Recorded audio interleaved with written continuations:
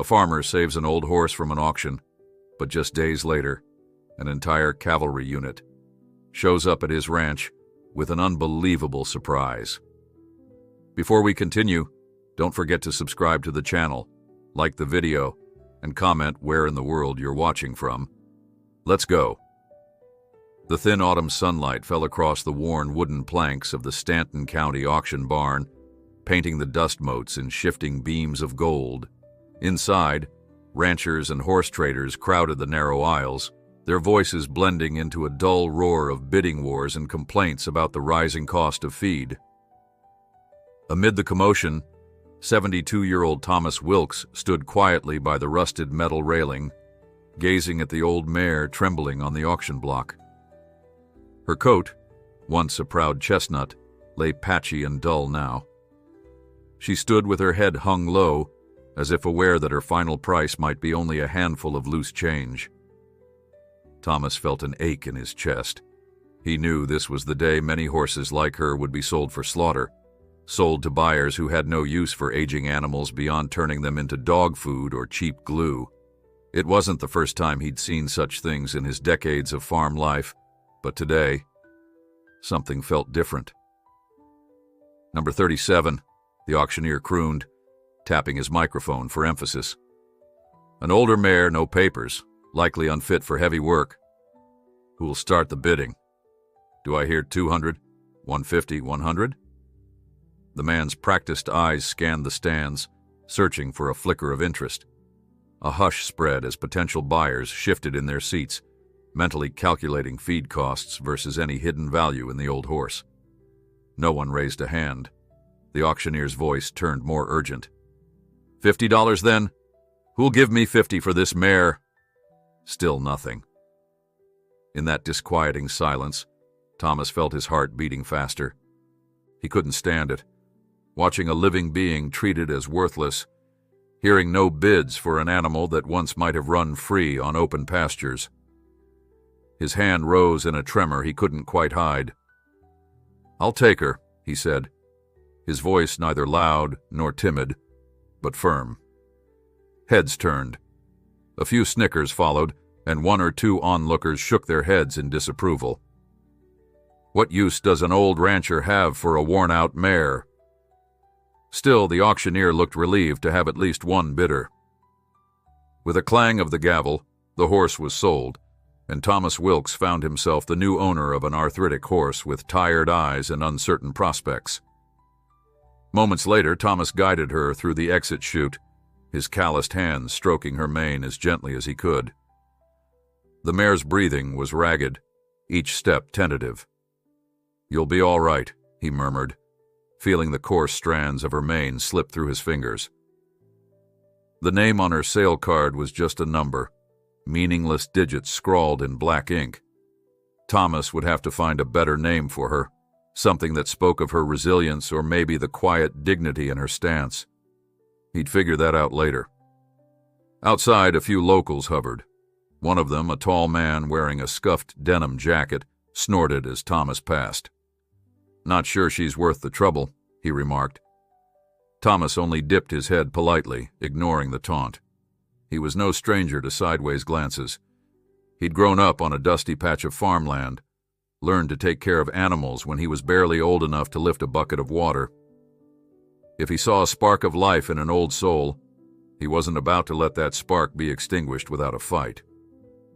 His own farm lay on the outskirts of Stanton County, a modest spread of rolling pastures and a wooden barn that needed a new coat of paint.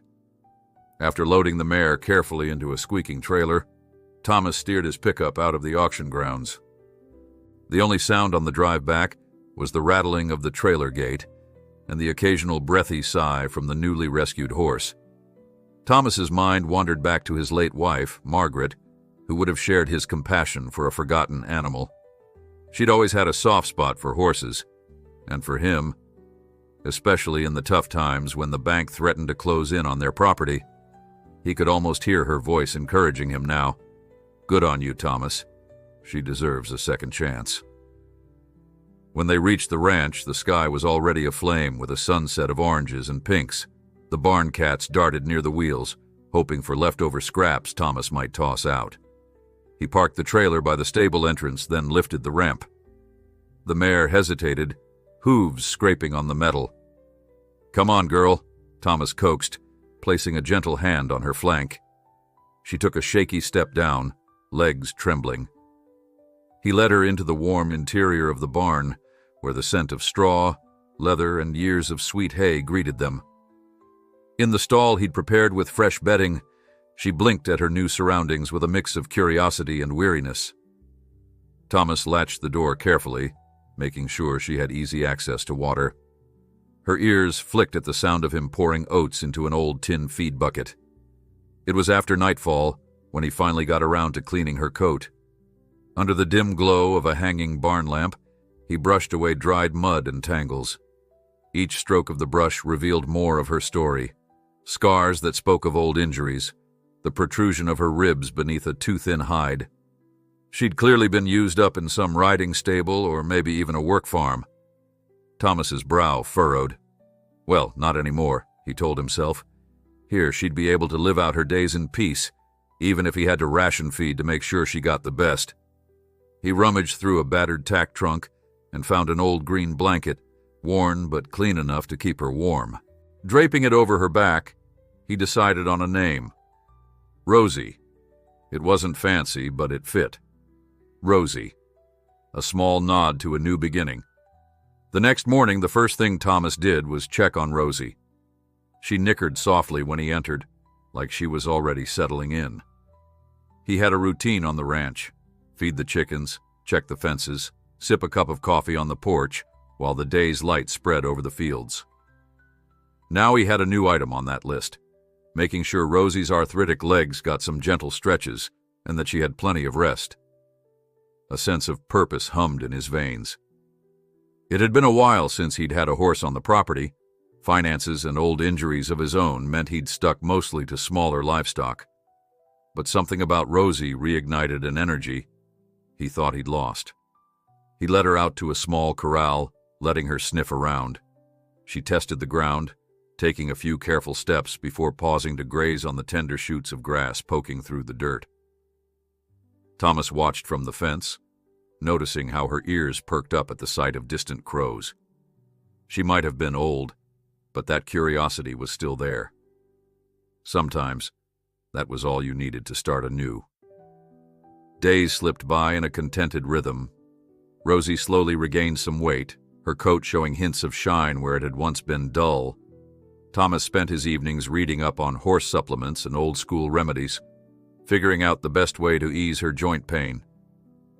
Occasionally, neighbors would drop by out of sheer curiosity. Word spreads fast in a small county, and the rumor mill churned with news that Thomas Wilkes had spent good money, however small an amount, on a horse that everyone else deemed worthless. "You doing all right, old-timer?" his neighbor Franklin asked once, resting an elbow on the fence. Franklin was a rancher known for raising quality cattle. He eyed Rosie with a skeptical tilt of his head. "You know she's never going to pull a plow or trot in any competition. Might be throwing money in the wind here." Thomas just nodded, polite but unwavering. "She's done enough work in her life. She's earned a place to rest." Franklin shrugged and spat a bit of tobacco juice into the dirt before ambling off. It was around that same time that something strange began happening. One afternoon, while Thomas was in town picking up feed, he noticed a black SUV parked near the local diner. The windows were tinted, and the driver's seat held a man wearing crisp military fatigues, scanning the street like he was waiting for someone. Thomas felt a flicker of unease, but shrugged it off. Soldiers passing through wasn't unheard of. The main highway that cut across the region sometimes served as a route for National Guard movements. Still, the next day, he saw a similar vehicle parked by the county line near the old sign that read, "Stanton County welcomes you." A couple of evenings later, Thomas spotted someone with binoculars on the hillside beyond his ranch. The figure disappeared almost as soon as Thomas squinted to get a better look. Possibly a game warden checking for illegal hunting, or an adventurous hiker. Thomas tried to bury his worries, but as the days ticked by, more puzzling details emerged. The feed store owner mentioned that two serious-looking men had come in, asking if anyone in the area had recently acquired an older chestnut horse. They'd shown him pictures, blurry images of a horse that could have been Rosie. I told them I had no idea, the store owner confided, giving Thomas a pointed look. Didn't figure it was any of their business. Thomas felt a flutter of protectiveness gather in his gut. Why would uniformed men, and they certainly sounded like they were from the military, be interested in an old mare? Rosie didn't have a brand that indicated she was stolen property, nor did she have a lineage that would make her valuable in any breeding circle. She was just an older horse he'd rescued from a bleak fate. Yet the questions persisted, and so did the sightings of official vehicles passing slowly by his ranch, as if scoping out the place. One morning, Thomas woke up to the distant thrum of engines. He stepped onto his porch, coffee mug in hand, scanning the horizon. Through the haze of early sunlight, he saw what looked like a small convoy of army trucks rumbling along the dirt road that led towards his property. A handful of uniformed figures clung to the side rails of the trucks, and behind them, a trailer big enough to carry horses. This was no random passers-by. They were coming straight for him. The old boards of the porch creaked under Thomas's weight as he set down his coffee, a knot of anticipation twisting in his chest. Rosie, sensing the tremors of approaching vehicles, let out a startled snort from the barn. Without quite knowing why, Thomas felt his heart pound. Something told him that whatever happened next would change his life, and Rosie's, in ways he could never have predicted. Days ago, he'd saved an old horse from the slaughterhouse, expecting nothing in return but the quiet satisfaction of doing the right thing. Now, an entire cavalry unit was practically at his doorstep, and the only thing that stood between them and Rosie was a farmer who'd already lived enough years to know that no one shows up with this much pomp for a casual chat. He drew a slow breath, squared his shoulders, and prepared to walk out to meet them. In the stillness of that early morning, with the rising sun glinting off the lead army truck, Thomas Wilkes realized his simple act of compassion had placed him at the center of a mystery deeper than he could have imagined. Thomas set his mug aside and stepped off the porch just as the army vehicles rumbled to a halt in a swirl of dust. Up front, a broad-shouldered officer hopped down from the passenger seat of the lead truck. He wore a crisp uniform with a patch indicating cavalry service, an insignia Thomas hadn't seen outside of old war documentaries. Beside the officer, two younger soldiers scanned the farm's perimeter, as if expecting hidden threats behind every fence post. Thomas raised a hand in tentative greeting. The mare, Rosie, nickered from inside the barn, her voice echoing in the hush that fell over the ranch. "Morning," Thomas called, trying to keep his tone neutral. "Something I can help you fellas with?"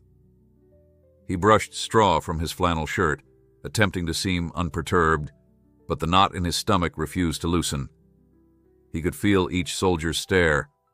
One had his rifle slung across his chest, muzzle angled downward, but still it made Thomas uneasy. He forced himself to stay calm. The officer approached, removing his cap to reveal a closely cropped head of gray-flecked hair. He extended his hand. "Colonel James Harrington, U.S. Cavalry," he said in a clipped but not unfriendly voice. "You must be Thomas Wilkes." Thomas took the man's hand, nodding.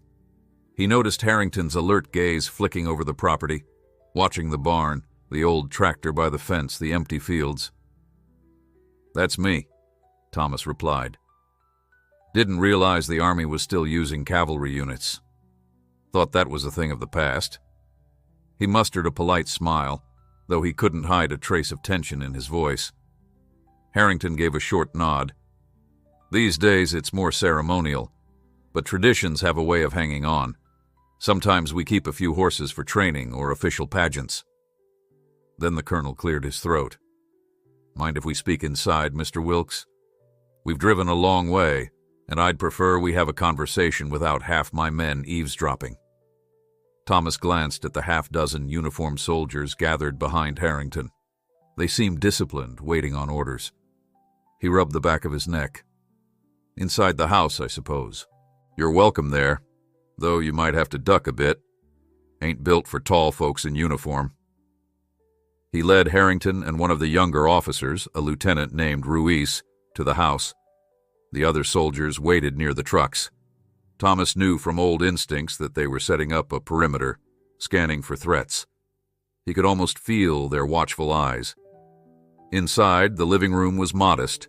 Faded wallpaper, a crocheted blanket on the sofa, a coffee table stacked with farm magazines.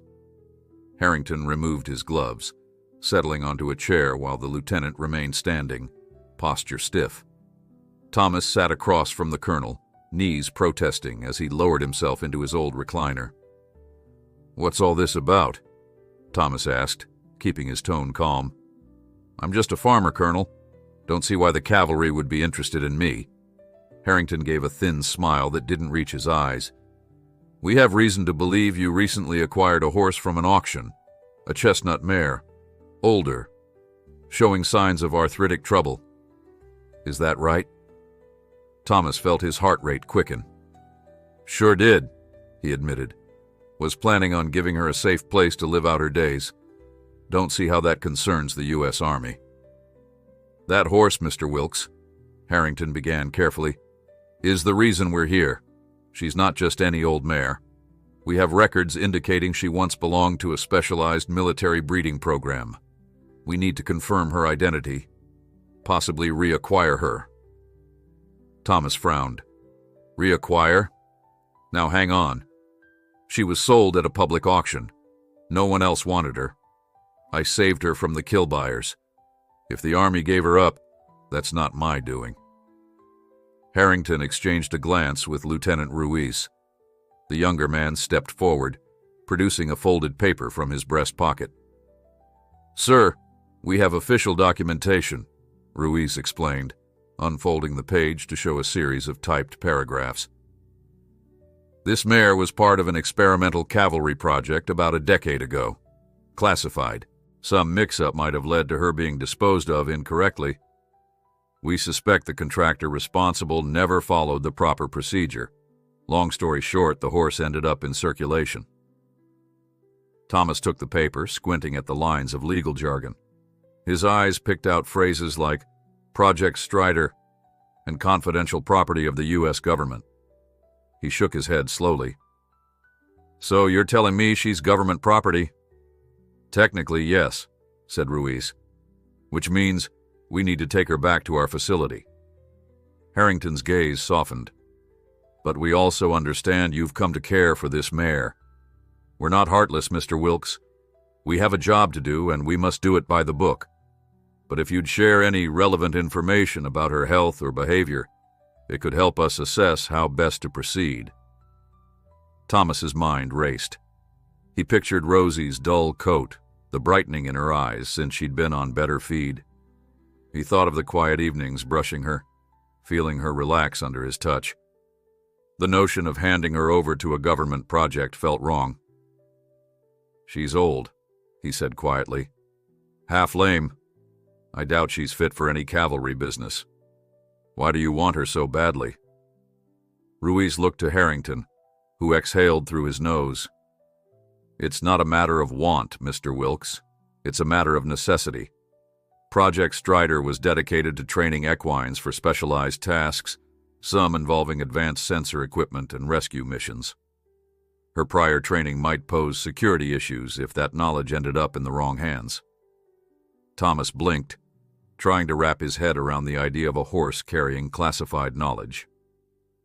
"Security issues? She's a horse, she can't talk." "True, but some of the training protocols are still classified," Harrington countered. "And from what we've gathered, certain groups might pay well for an animal with unique abilities." Thomas shifted in his seat, eyes narrowed. "That sounds far-fetched, Colonel." Harrington gave a single nod. "I'd agree if I hadn't seen it myself." He paused, choosing his words carefully.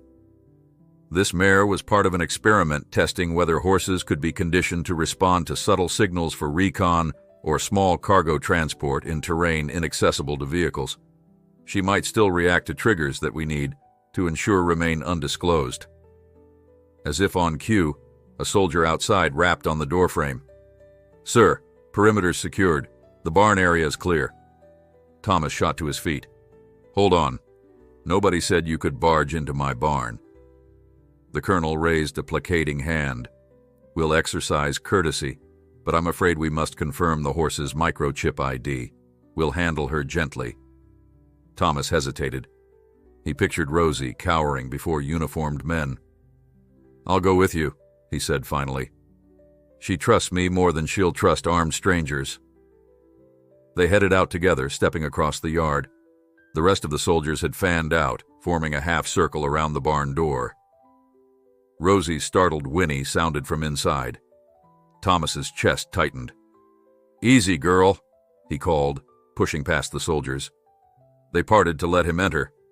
In the dim interior, Rosie stood near her stall, ears flicking in alarm. A private carrying a handheld scanner approached. Thomas shot him a steely look, then moved to Rosie's side. Gently, he placed a hand against her neck.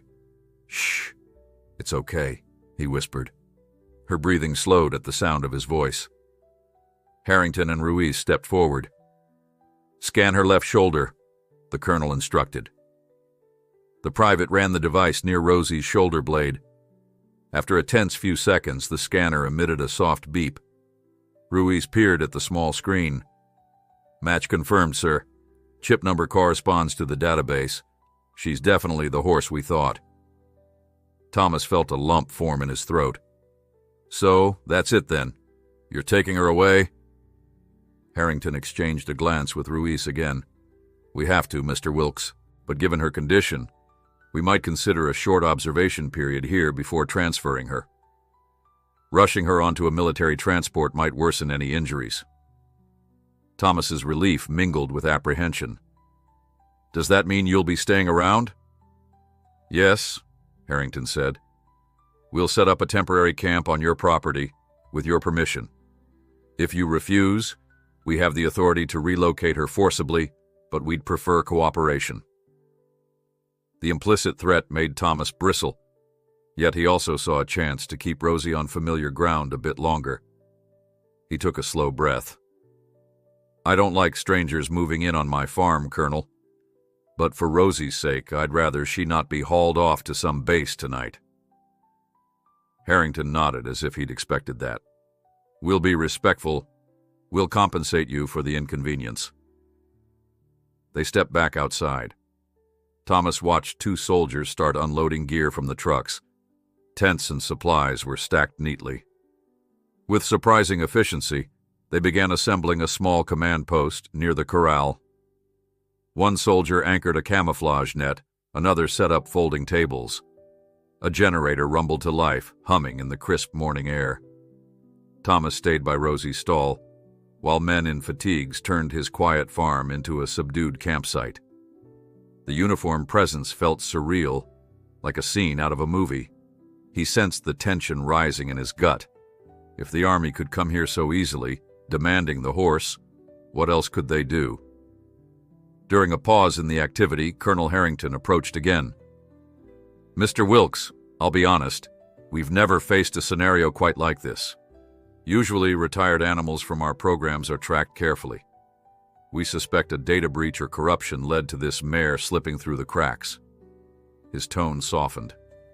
"I do appreciate that you rescued her. She looks better cared for than we expected." Thomas met the colonel's eyes, seeing sincerity there. "I'm not trying to cause trouble. Just want what's best for Rosie." "I understand," Harrington replied. "Perhaps once we've completed our assessment, we can reach a mutually satisfactory outcome. But the next 72 hours will be critical."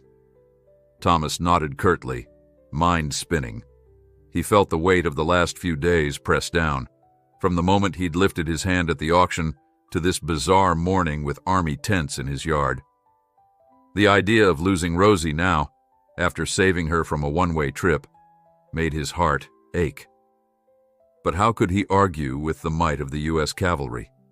He left Harrington's side and retreated to the porch, searching for solace in the view. The fields were quiet except for the cluster of soldiers. Rosie's gentle presence in the barn reminded him he couldn't just walk away from this. If the Army's claims were true, Rosie had a complicated history. One question stayed rooted in Thomas's mind.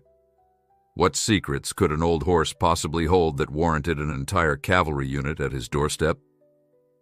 He thought back to Margaret, wishing she were here to offer wisdom. She'd probably remind him that good deeds rarely go untested. Maybe she'd also remind him that sometimes the simplest truths can be the most powerful. Rosie wasn't a threat to national security. She was just a tired mare who needed kindness. But for now, the Army said otherwise, and they intended to remain on his land until they proved themselves right.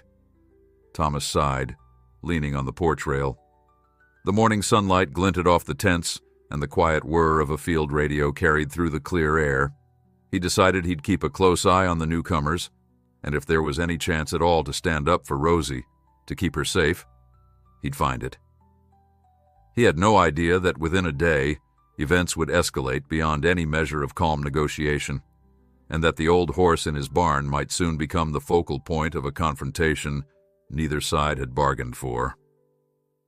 The next day began with a chill wind rustling the fields.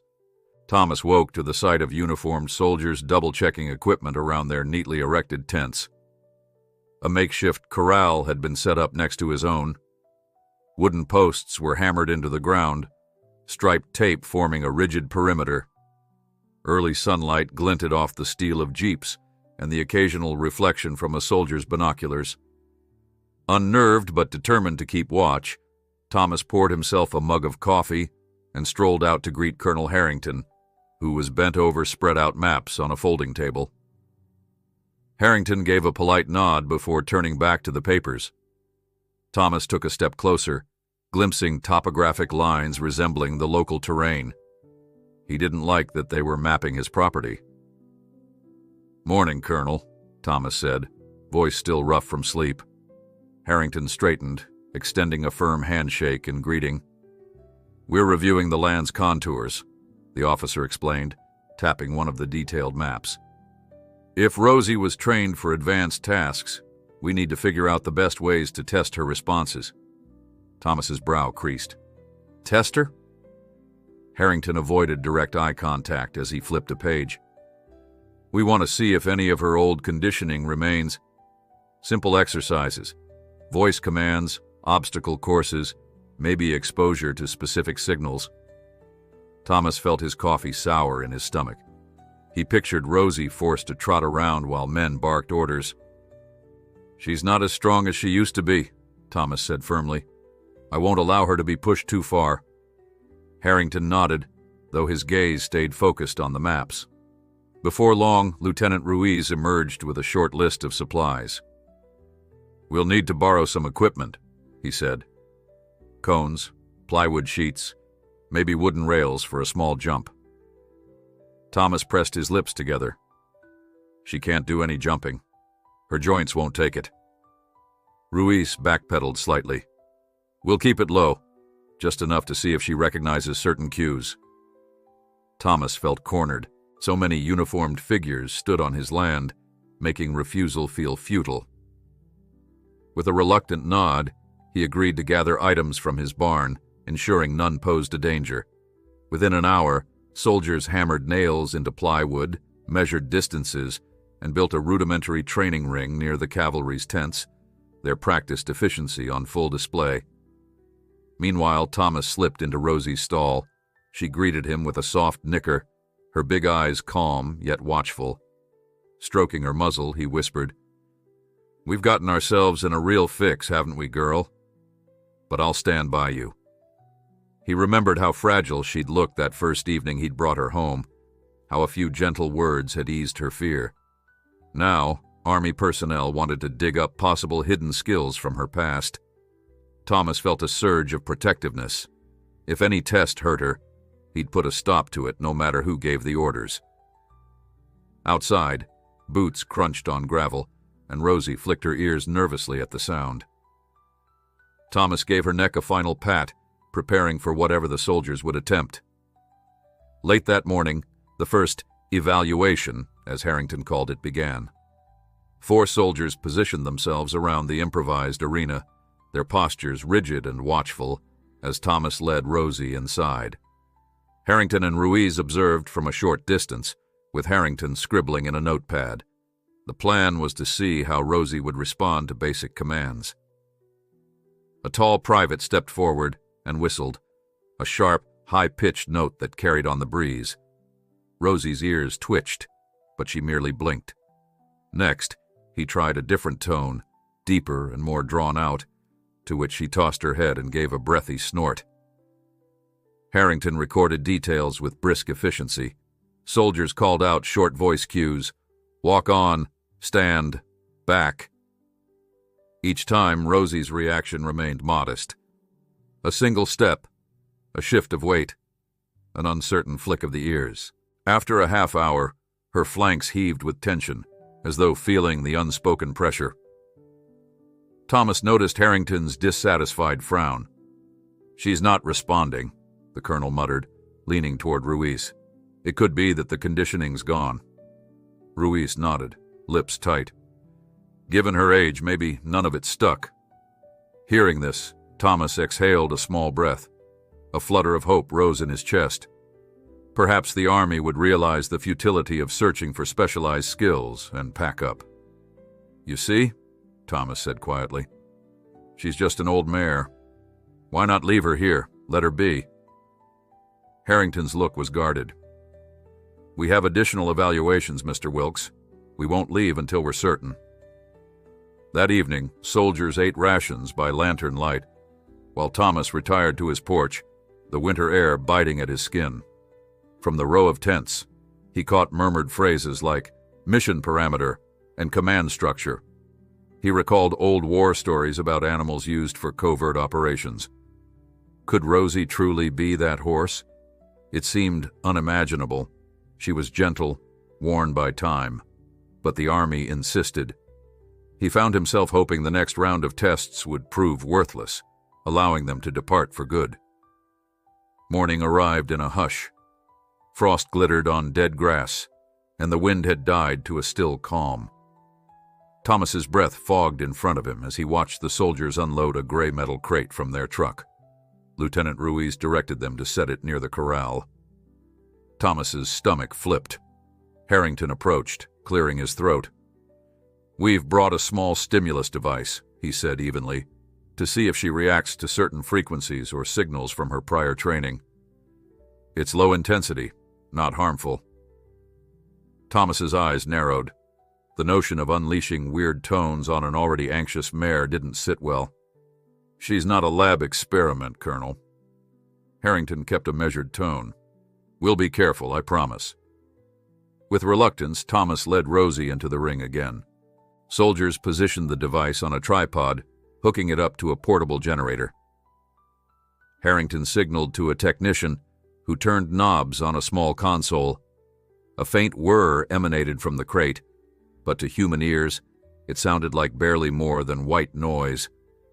Rosie's ears shot forward, then flattened. She jerked her head high, letting out a tense snort. Her body twitched, hooves tamping the dirt as though searching for an escape route. Thomas rushed to her side, placing a reassuring hand on her neck. Easy, Rosie, he murmured. Her skin felt damp despite the cold air. Alarmed, Thomas glared at Harrington. You see what it's doing to her? Colonel Harrington motioned for the soldier to kill the power. Instantly, Rosie's trembling eased. Her side still heaved, but she stood calmer. Harrington studied her posture with a kind of fascinated concern. She definitely recognized something in that signal, he said quietly. We've confirmed there's at least partial retention of her old training. Thomas's jaw clenched.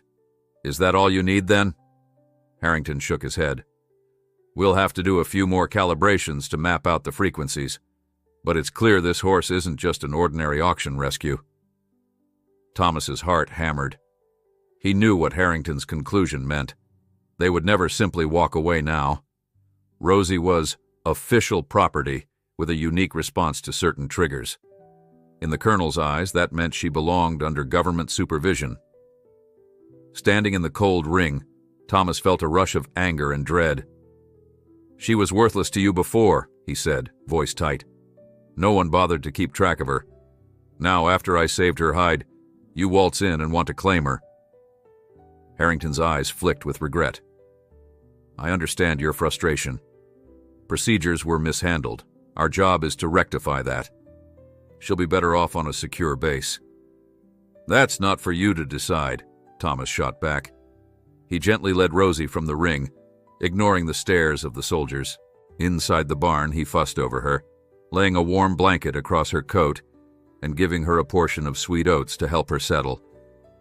His mind churned. The army had the law on its side, or so they claimed. He'd taken Rosie legally, but their documentation spelled out that she was part of a specialized government project.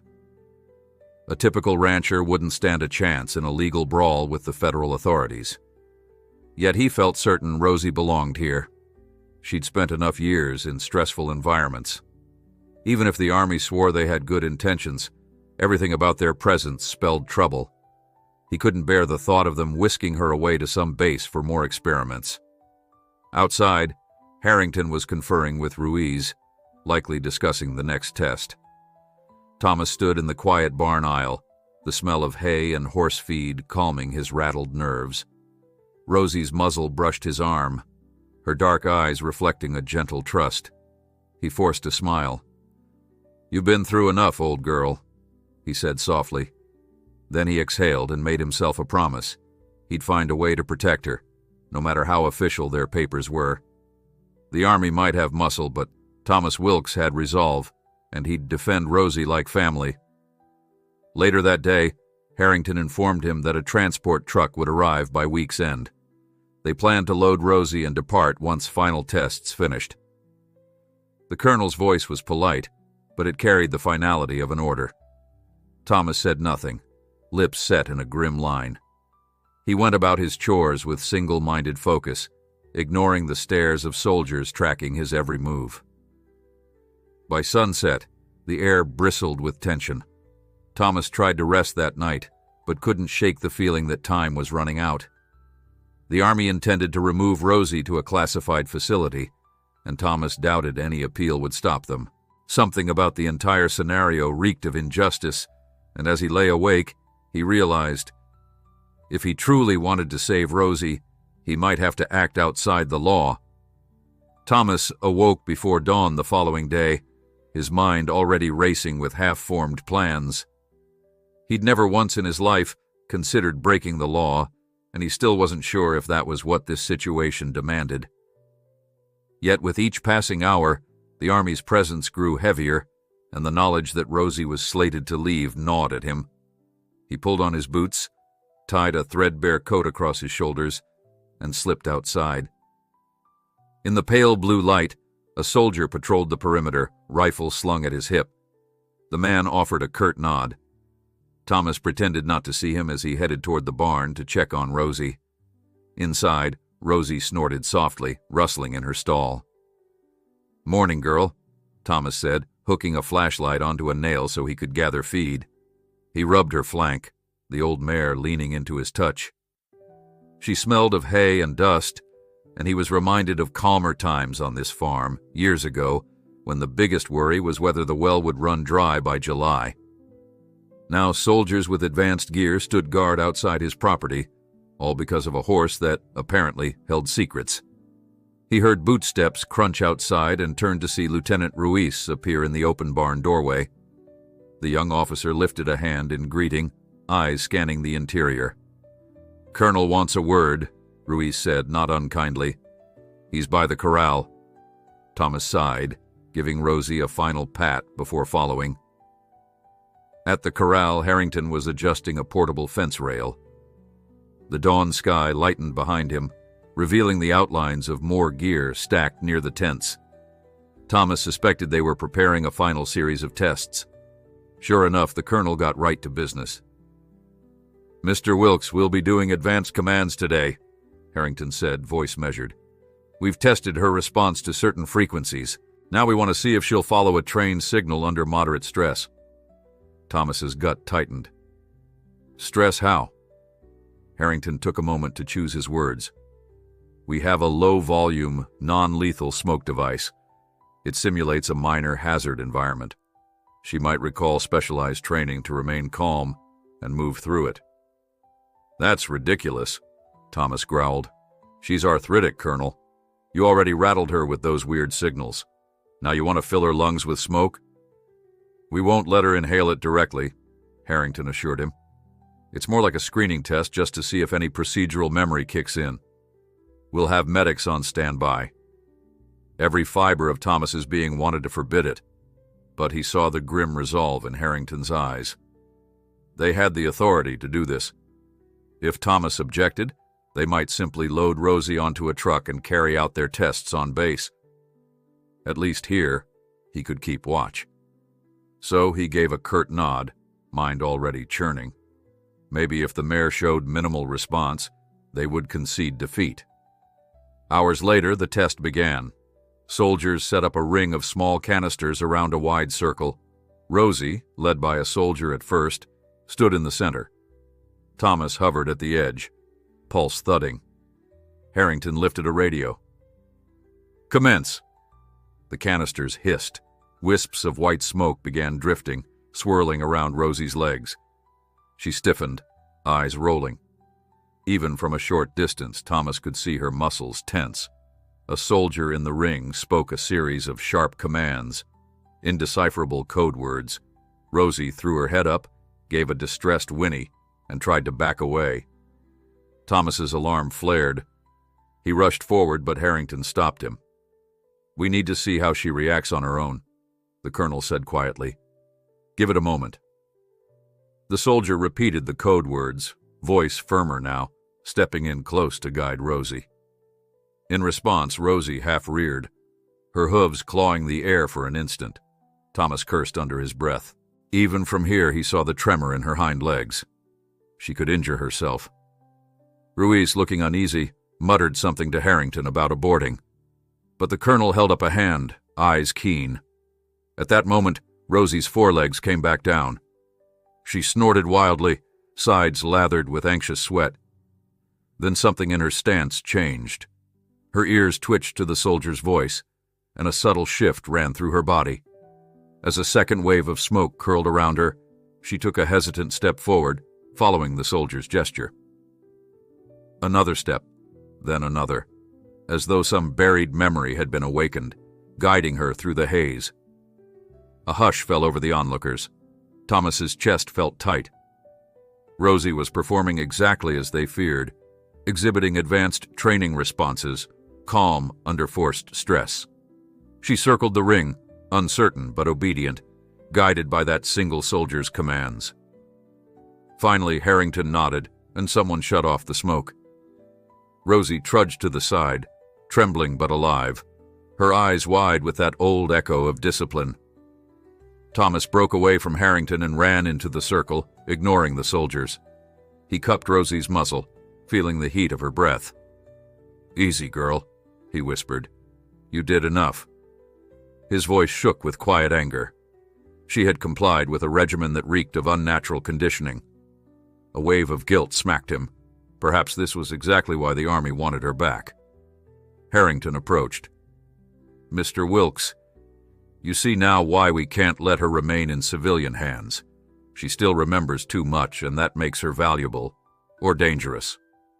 Thomas glared, tears stinging his eyes. "She's an animal, Colonel, not a threat. All she wants is a safe place to live out her life. You're the ones hurting her, dredging up these responses."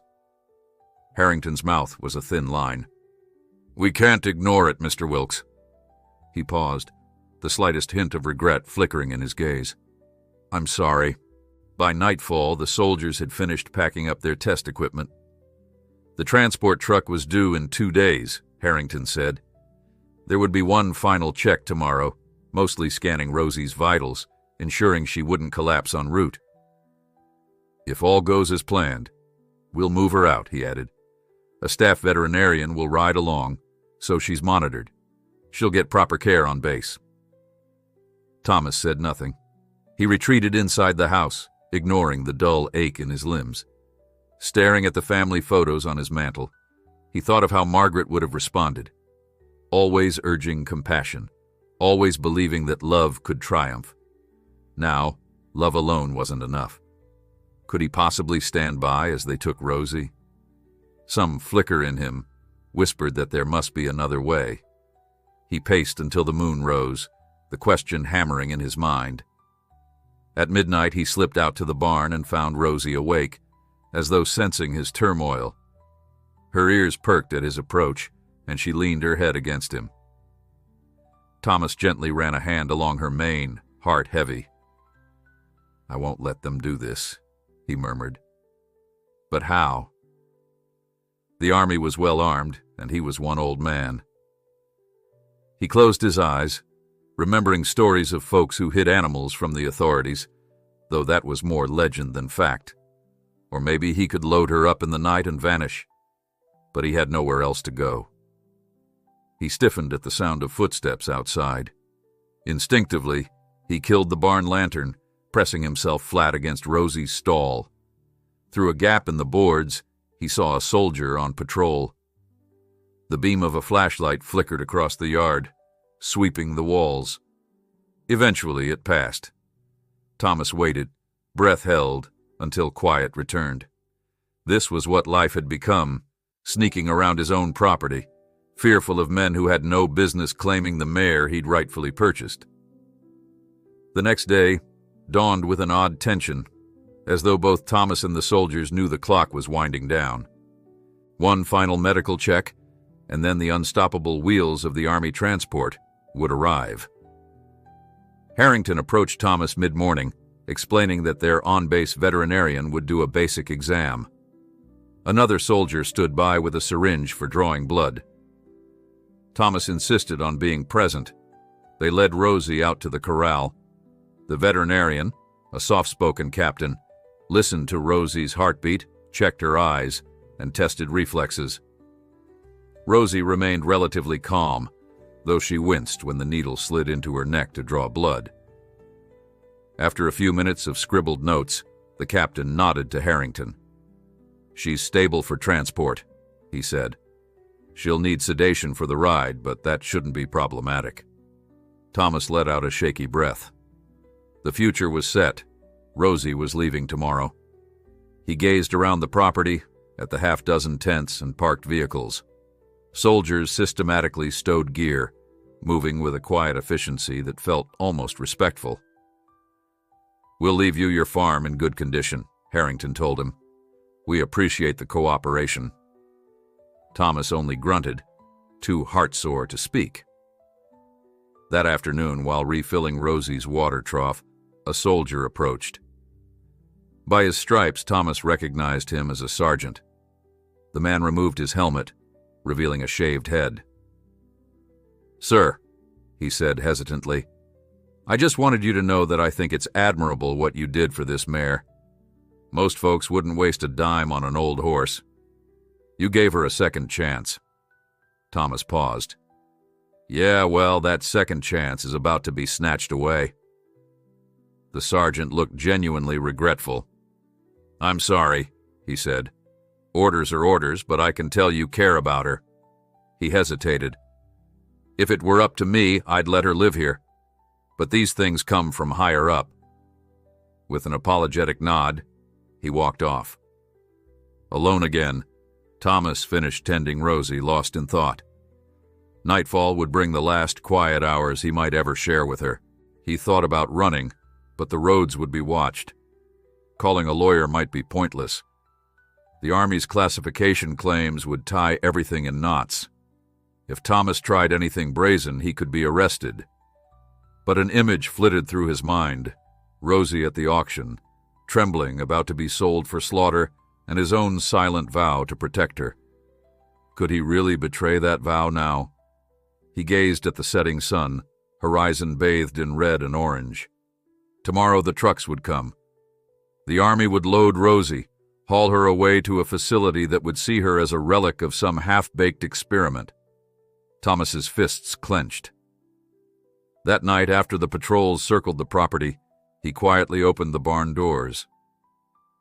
Rosie blinked at him in the lantern's dim glow. "We're going for a walk, girl," he whispered, tears threatening. "I won't let them take you without a fight." Thomas waited until he was certain the last of the perimeter patrols had passed, then eased Rosie out of her stall. She shifted nervously, sensing his tension, but she stayed quiet as he led her toward the rear pasture. A single lantern illuminated their way, throwing ghostly shadows on the barn walls. Outside, the moon offered faint silver light, just enough to outline the fence posts and the distant silhouette of an army tent. Any noise now could give them away, so Thomas moved slowly. Rosie picked her steps with care, her breath soft in the crisp air. He didn't have a grand plan. All he knew was that time was running out. The transport would arrive in the morning, and if he did nothing, Rosie would be gone. His heart pounded, half convinced a guard would leap out at any moment. But as they reached the fence line, the night remained still, save for the chirp of crickets and the rustle of dried corn stalks. Thomas paused to unlatch the gate to the old logging trail that wound through the back acreage. He had walked that trail many times in earlier years, searching for stray cattle or gathering fallen branches for firewood. It led to the forest beyond his property. Perhaps, he thought, if they made it far enough, the army would lose them in the thick brush. Rosie balked as he nudged her forward. She sensed the tension, the rush, the strange hour. Thomas stroked her muzzle, whispering words of comfort. "We're going on a little adventure, girl. Just keep trusting me." Step by step they made their way onto the trail, which lay choked with leaves and twigs. Twisted oak limbs arched overhead, screening them from moonlight.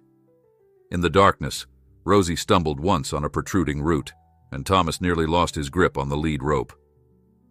He steadied her, urging calm. Each second felt stretched thin, every sound magnified. Thomas's ears rang with the blood pounding in them. Behind them, the ranch buildings gradually disappeared from view. The glow of the soldiers' lanterns reduced to flickers in the distance. Now the forest closed in, branches tangling. He used the lantern only sparingly, shielding its beam so it wouldn't give away their location. Rosie's breathing quickened. Thomas prayed they were far enough that the army wouldn't immediately notice. He had left a couple of gates open behind him, hoping to create the illusion that Rosie might have simply wandered off. They trudged on for nearly an hour. Thomas's back ached, and his knee throbbed, where an old injury had never fully healed. With each step, a new worry clutched at him. What if the army discovered his absence and mobilized to track them? What if Rosie spooked or collapsed in the dark? He tried to focus on the present moment, telling himself, one foot in front of the other, keep going. At times he paused to let Rosie rest, stroking her neck as she drank in the forest scents.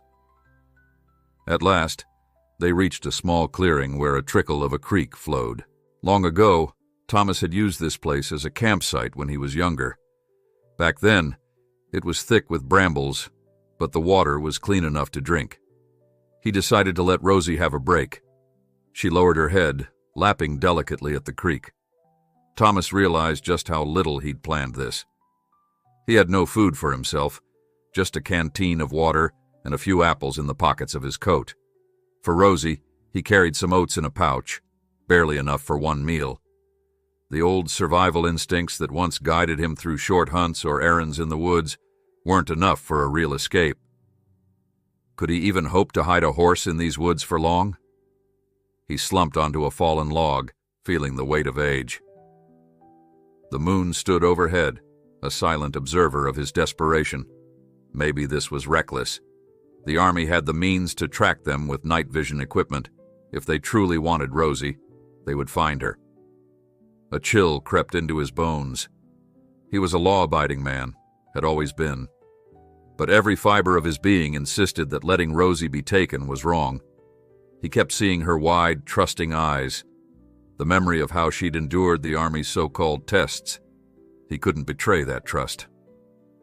Several hours passed.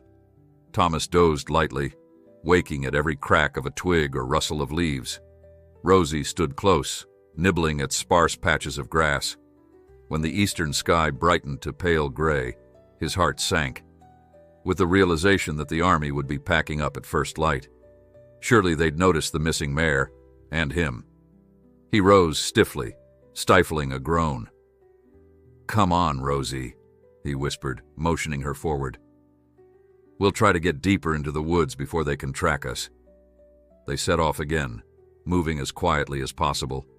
But with dawn, the forest stirred. Squirrels chittered from the treetops, and a far-off woodpecker hammered at bark. Thomas's clothes were damp with morning dew. Rosie stumbled again on hidden roots, her arthritic legs protesting. He consoled her gently, but dread pooled in his stomach. A horse in these conditions wouldn't last long. Suddenly, a metallic snap rang out through the hush. Rosie snorted and jerked back, eyes wide with alarm. Thomas stiffened, scanning the undergrowth. Then he heard a man's voice. "I see them." Adrenaline flooded him. Someone was there, just beyond the ferns. A soldier emerged, rifle in hand, uniform flecked with camouflage that blended with the forest. "Hold it right there," the soldier commanded. Instinct took over. Thomas seized Rosie's rope and tried to turn her away, hoping to bolt. But the soldier closed in, gun raised. Another soldier appeared on their flank, moving swiftly through the brush. Thomas's chest constricted. He had no path to run. Within moments, Colonel Harrington and Lieutenant Ruiz arrived, flanked by more men in uniform. Harrington's expression was grim, but not triumphant. "Mr. Wilkes," he said breathlessly, "don't do anything foolish. We'll handle this without violence." Thomas's shoulders sagged, tears of frustration in his eyes. Rosie sidestepped anxiously, pinned between the press of soldiers. Harrington motioned for them to form a loose circle. "We picked up your trail around 2 in the morning, he said, not unkindly. "Thermal imaging from the truck identified your movements." Thomas clenched his fists. "I just wanted to keep her safe." The colonel nodded as if he understood. "But this wasn't the way. You know we can't let you wander off. She's under government claim." Thomas stared at the forest floor, bitterness rising. "What's going to happen now?" Harrington stepped forward, placing a hand gently on Rosie's flank. She flinched, unsure. "We have no choice. We'll escort her back to your ranch, load her on the transport.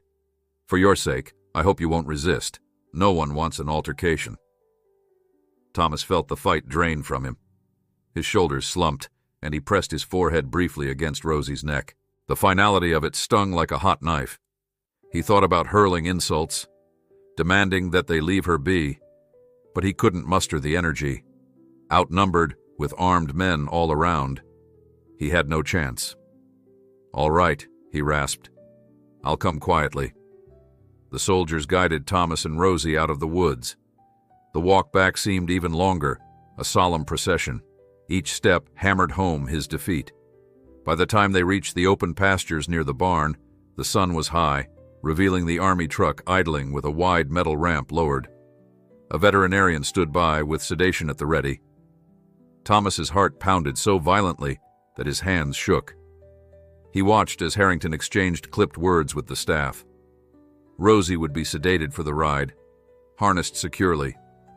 They'd take her to Fort Willow, an installation about 200 miles north, where the specialized equine unit was based.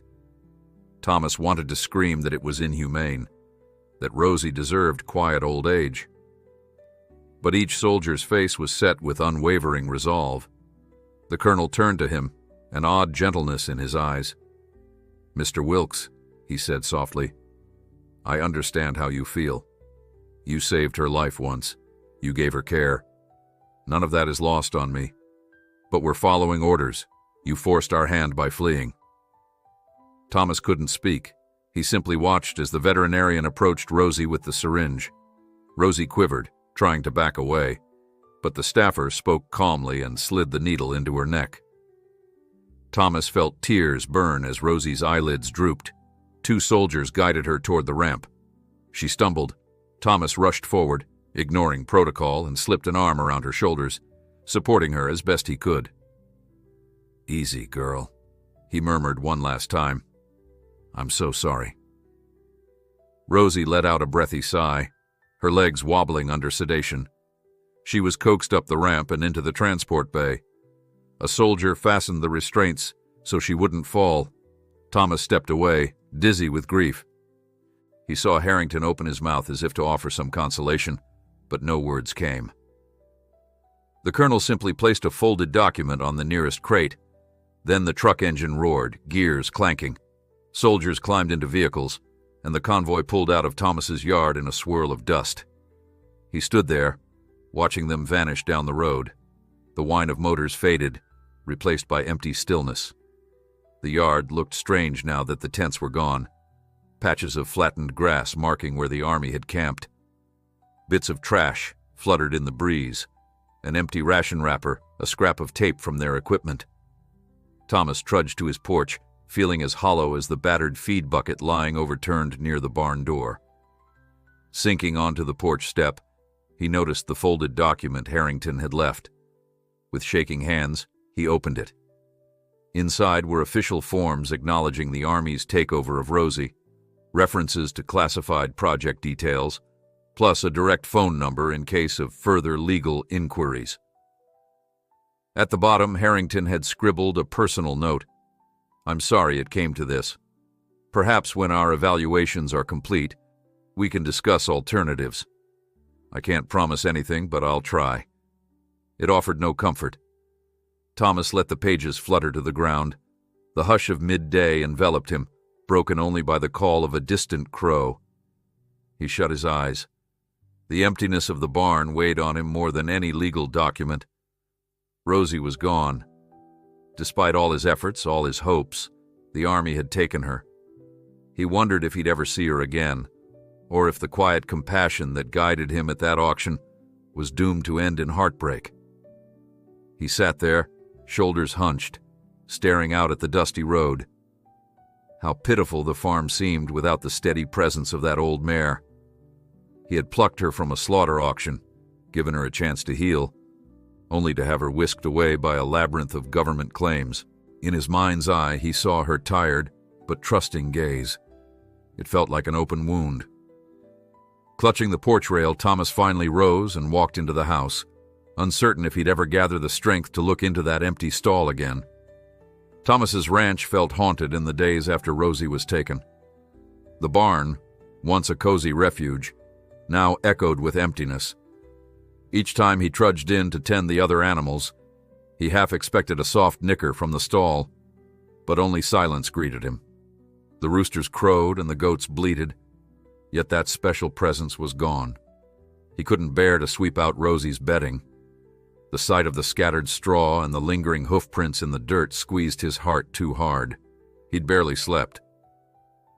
Whenever exhaustion forced his eyes shut, he dreamed of Rosie pacing behind metal bars in some facility, sedated and confused, or worse. Guilt kept him awake, fueling a bitter anger at the Army for prying her away.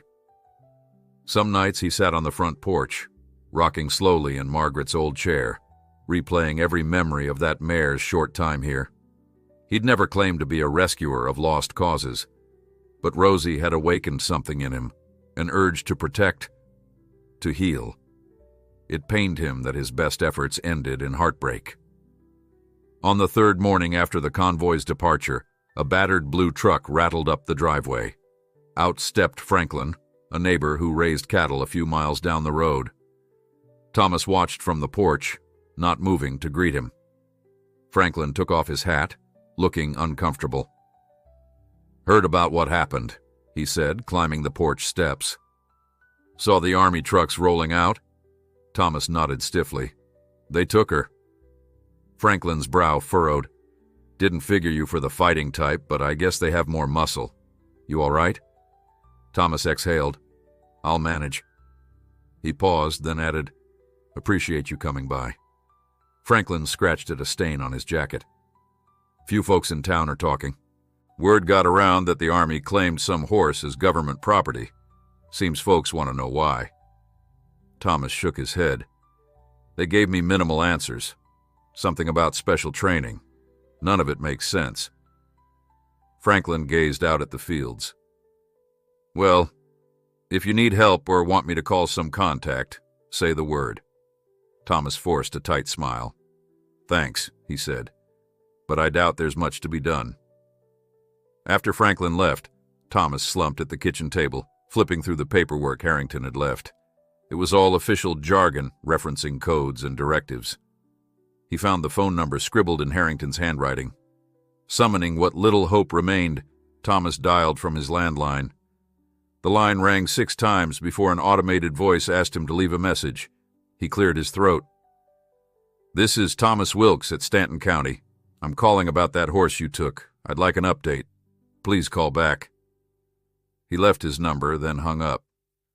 Hours passed, but no callback came. He tried again at dusk, then again the following morning. Finally, on the 3rd attempt, he heard a human voice. Colonel Harrington is currently unavailable, the man said. Would you like to leave a message? Thomas bristled. Yes, please. I need to know how Rosie is doing. I'm the man who owned her. Ask him to call. The man promised to pass the note along, then clicked off. Another day crawled by without a response. Thomas felt a familiar mixture of anger and sorrow. He realized the army might never call. Desperate, he drove into town to consult a local attorney. The dusty office of Penfield and Gray smelled of stale coffee. A junior associate, a red-haired woman in her 20s, greeted him kindly. After hearing his story, she flipped through the Army's documents. Her face tightened at the repeated references to classification. I can file a claim, Mr. Wilkes, she said carefully, but they're invoking national security. That outranks most civilian property rights. Realistically, you don't have much legal ground. Thomas's shoulders sagged. So they can just take her? No questions asked? The associate sighed. I'm afraid so.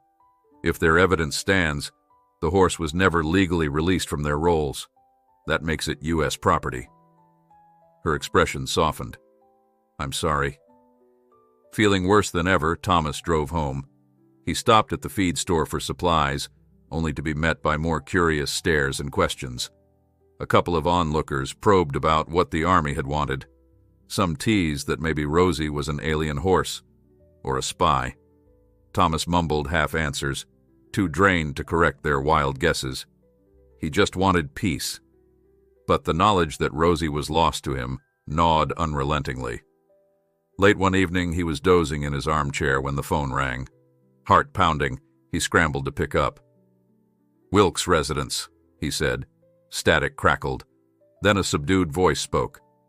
Mr. Wilkes, it's Sergeant Tillman. We met at your ranch. I'm speaking unofficially. Thomas's pulse jumped. He remembered the polite sergeant who'd expressed admiration for saving Rosie. What can I do for you, son? He asked, gripping the phone tight. A pause. I can't give details, but the horse is being held at Fort Willow's equestrian section, Building 217. It's not a normal stable, more a research wing.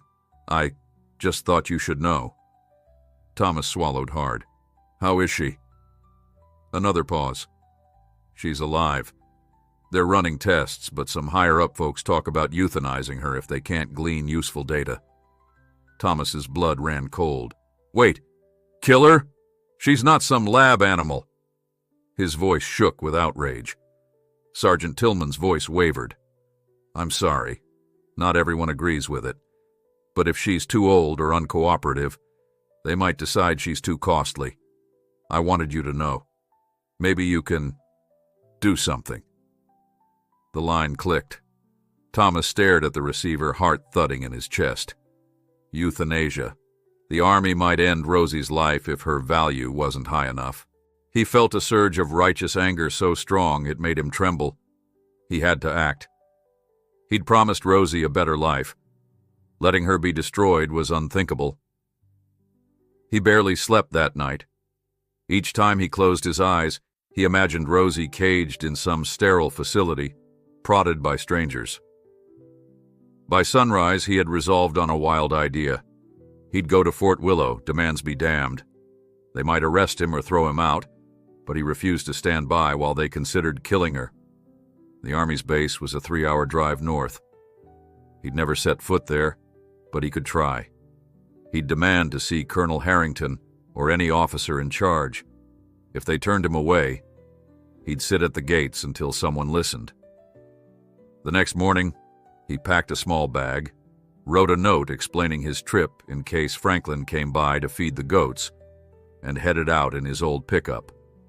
The roads blurred as he sped north, fear and determination guiding him. Memories of Rosie, from that first moment at auction to the gentle wickers in the barn, propelled him forward. He arrived at Fort Willow by mid-afternoon. The front gate was fenced with barbed wire, guarded by armed MPs. A row of signs warned, "Authorized personnel only." Thomas pulled up, heart pounding, as a stern soldier approached. "State your business," the guard barked.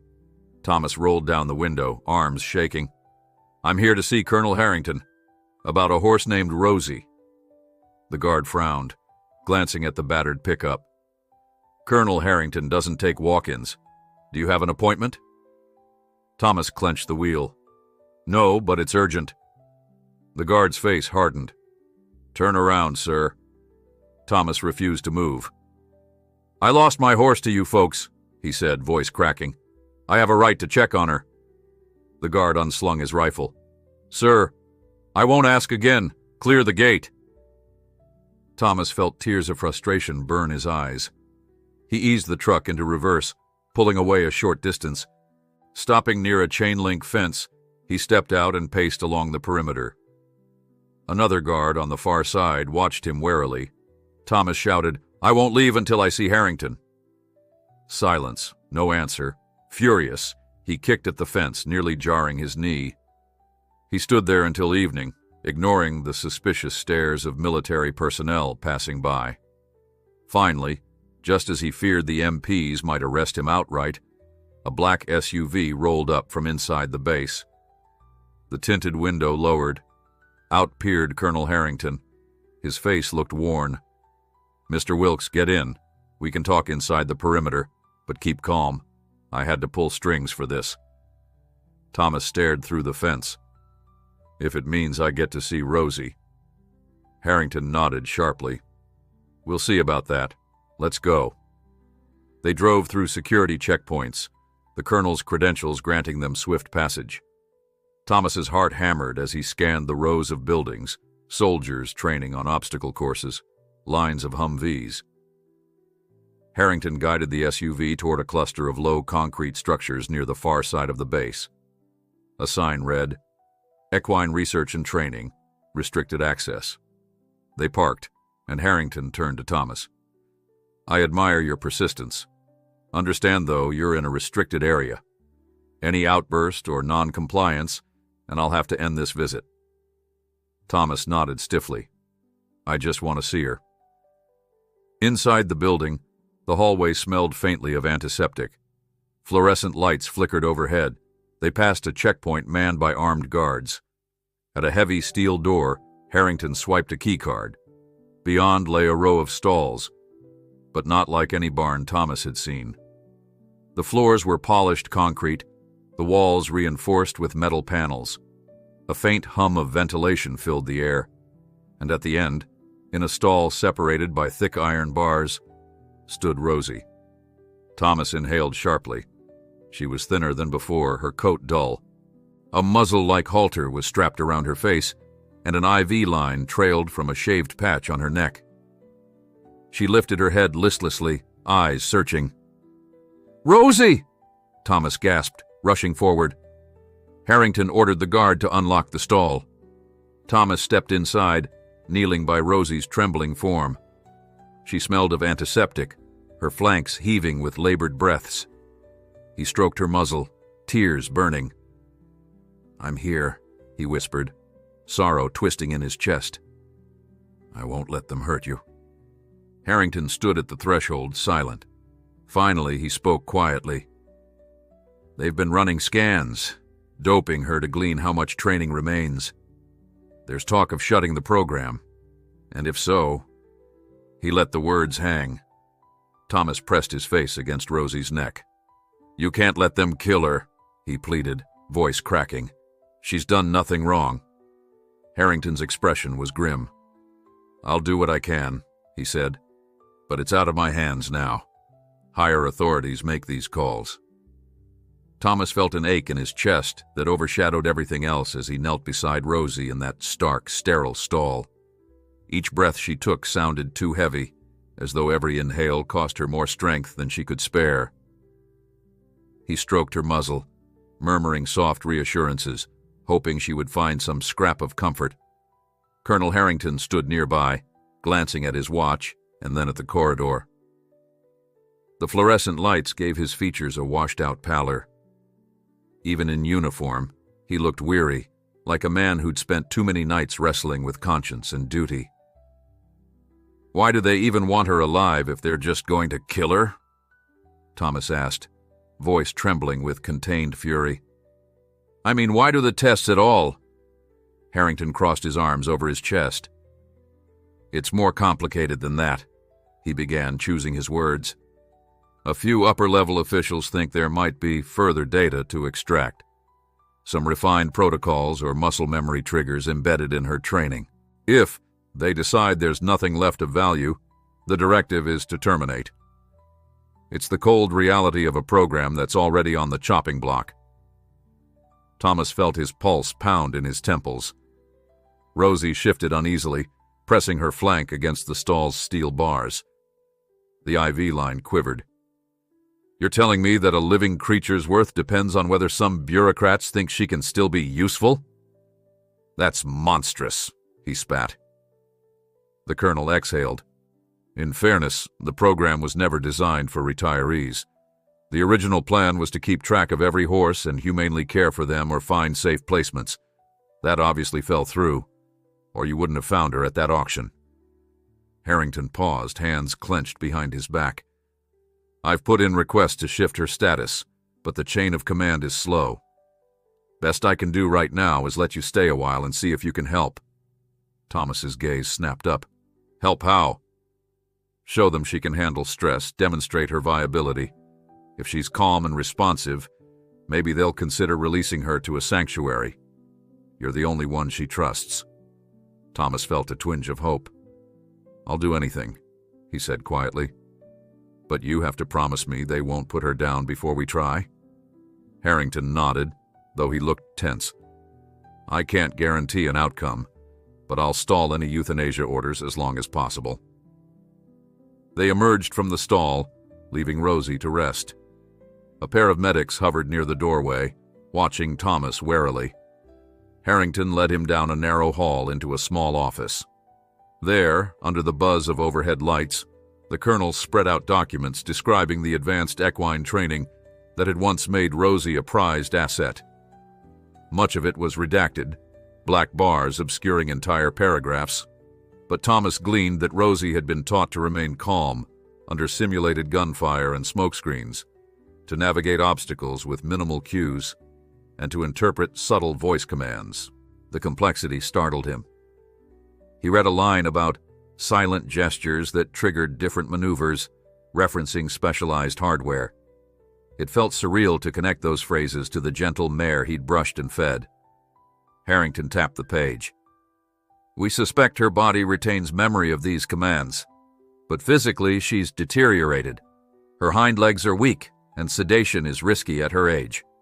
The brass want a return on investment or a termination to cut losses." Thomas's hand trembled. "What exactly do you want me to do?" "Prove she can still respond. Show them a more humane approach. If she cooperates, that might justify a specialized retirement. I'll have the caretaker staff let you stay on base, but you must follow protocol. No wandering off in unauthorized zones." A flicker of anger rushed through Thomas. He hated being corralled by protocols, but he'd endure any indignity if it meant saving Rosie. He nodded stiffly. "When do we start?" Harrington led him back to Rosie's stall. A veterinarian wearing a captain's insignia greeted them, adjusting the IV line. "Her vitals are stable, but she's stressed," he said. "I'll remove the drip soon. We keep her under mild sedation so she doesn't injure herself. Thomas stepped forward, letting Rosie catch his scent. She blinked groggily, ears twitching. Her sides still rose and fell in uneven rhythm. "Easy, girl," he murmured, sliding a hand across her neck. She leaned into him, and the corner of the vet's mouth tilted with faint surprise. Harrington seemed to note that response as well. They spent the remainder of the day letting Rosie recover. Thomas stayed in the stall, speaking softly, brushing her coat with a small rubber curry comb he found in a supply closet. He avoided the suspicious glares from staff who came and went. No one said much, but he felt their disapproval. An old farmer stepping into restricted territory, purely on Harrington's word. By evening, Rosie's sedation had worn off, and she was alert enough to nibble some hay from Thomas's hand. It lifted his spirits to see that faint glint of curiosity in her eyes again. Late that night, Harrington returned, looking worn. He carried a sleeping bag and a thermos of coffee. "You can bunk in an empty storage room," he said. "Better than forcing you off base at this hour." Thomas nodded in weary gratitude. After everything, he just wanted to stay close. If the time came to prove Rosie's worth, he'd be at her side. He barely slept, drifting in and out, haunted by thoughts of men in suits ordering a final injection. At dawn, he splashed water on his face in a tiny restroom, then went straight back to Rosie. She greeted him with a low nicker that echoed slightly in the sterile facility. He scratched behind her ears, noticing how her face brightened at the sight of him. Soon after, Harrington and 2 civilian consultants arrived. One carried a clipboard, the other a digital recording device. The colonel explained that these were external evaluators, here to assess whether Rosie could be rehabilitated. They wanted to observe how she reacted to controlled stimuli and how well she followed instructions from someone she trusted. Thomas felt a knot in his stomach. This was too reminiscent of the stressful tests at his ranch. But maybe here, he could shield her from the worst. "I'll lead her," Thomas insisted. "If we're going to show you she can still function, let me do it my way." The colonel nodded. "All right, but we have guidelines." He gestured to the evaluators, who prepared a short list of tasks, walking through a narrow corridor lined with reflective surfaces, tolerating a sudden noise and responding to simple verbal commands. Thomas grimaced, but at least it sounded less harsh than the smoke test. They led Rosie into a side hallway that had been cleared of equipment. Lights on the ceiling flickered. She sniffed warily at the smooth floor, hooves clicking with each step. Thomas murmured encouragement, keeping the tension from his voice. The first challenge was an abrupt clang from a metal bar tapped against the wall. Rosie jumped, skittering sideways. Thomas stayed calm, tugging gently on the rope to bring her attention back. After a few seconds, she steadied. He could hear the consultants murmuring to each other, taking notes. Next, Thomas guided her down a corridor where bright lights flashed sporadically, a cheap simulation of visual disorientation. She snorted, wanting to halt, but he coaxed her forward with a reassuring tone. "Come on, Rosie, I'm right here." She pinned her ears, uncertain, but her trust in Thomas won out. Step by step, she continued. Again, the observers took notes. Harrington stood with arms folded, his expression carefully neutral. Finally, they asked Thomas to give certain voice commands. "Walk on. Back. Hold." Despite her confusion, Rosie made halting attempts to respond. Her movements were stiff but cooperative, as if some deep memory was stirring. The consultants conferred quietly, occasionally pressing a button on a handheld device that beeped. Thomas had no idea what data they were capturing, but Rosie was trying. That had to count for something. By the time the session ended, Rosie was breathing hard, sweat darkening her coat. One of the consultants looked up from the clipboard. "She's responsive in a limited capacity. Not enough for full reconditioning, but enough to indicate residual training. Physically, she's marginal." The words seemed clinical, devoid of empathy. Thomas clenched his jaw, fighting back anger. The other consultant nodded. We'll compile a report. If she can't handle more advanced trials, the project lead might still recommend euthanasia. Thomas gently wiped Rosie down with a towel, ignoring the unsettled thrumming in his gut. Harrington approached, expression grave. We have a meeting in 2 days with a major who oversees the program. I'll push for a sanctuary option if she can't be used actively. Your presence, your demonstration of her tameness, those help. But it could go either way. Thomas gave Rosie a final pat. I'll do everything I can. The next 2 days felt like an endless cycle of tests. Rosie braved each new scenario, guided by Thomas's steady hand. A more elaborate obstacle course was set up in an indoor training area with low wooden steps and narrow walkways. Though she stumbled, her spirit shone through. Thomas showered her with gentle praise for every tiny victory. He saw slivers of respect growing in the eyes of the staff, even the consultants, who began acknowledging that Rosie wasn't just some malfunctioning asset. At night, Thomas slept fitfully in the storage room, dreaming of the day they might walk out of the base together, free. But the nagging fear of an official decree to terminate refused to subside. On the morning of the big meeting, Harrington guided Thomas to a drab conference room. Rosie remained in her stall, munching hay.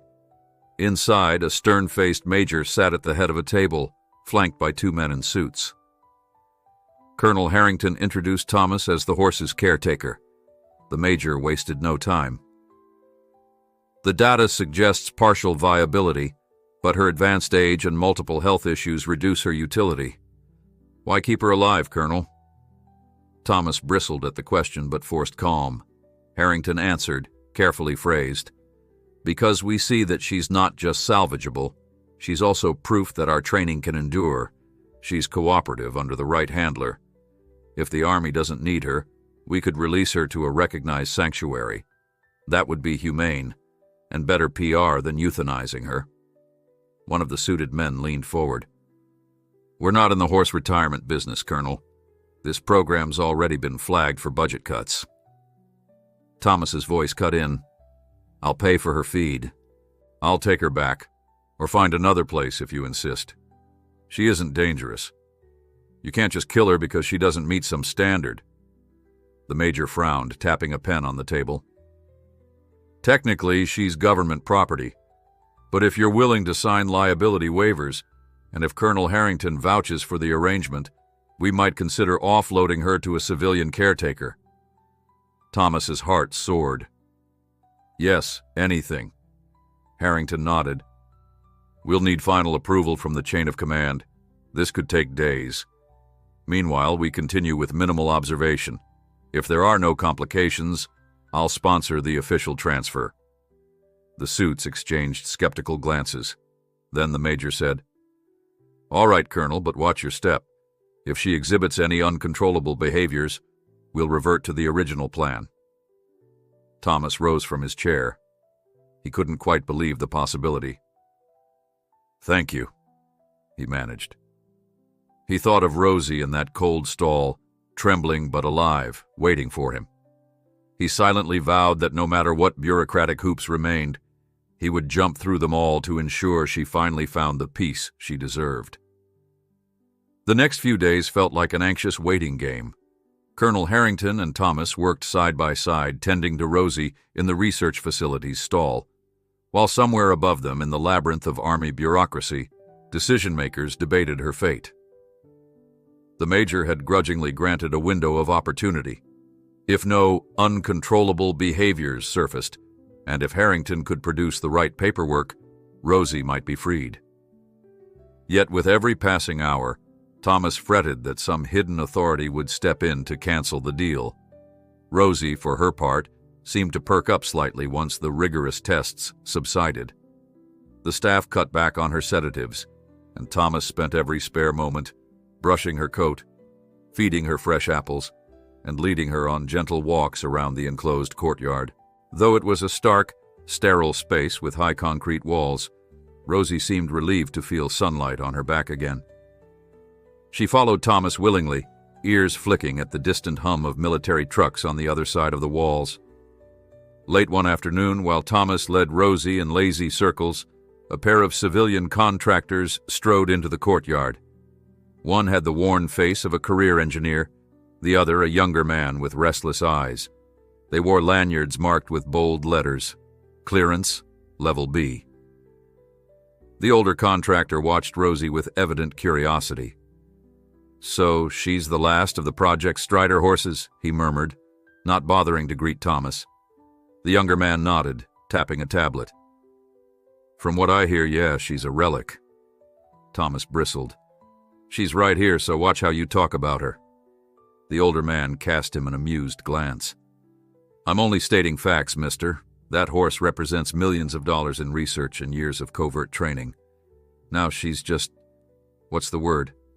Surplus." Thomas felt a flash of anger. "Her name is Rosie," he said through clenched teeth. The men shrugged, and the older one turned to his colleague.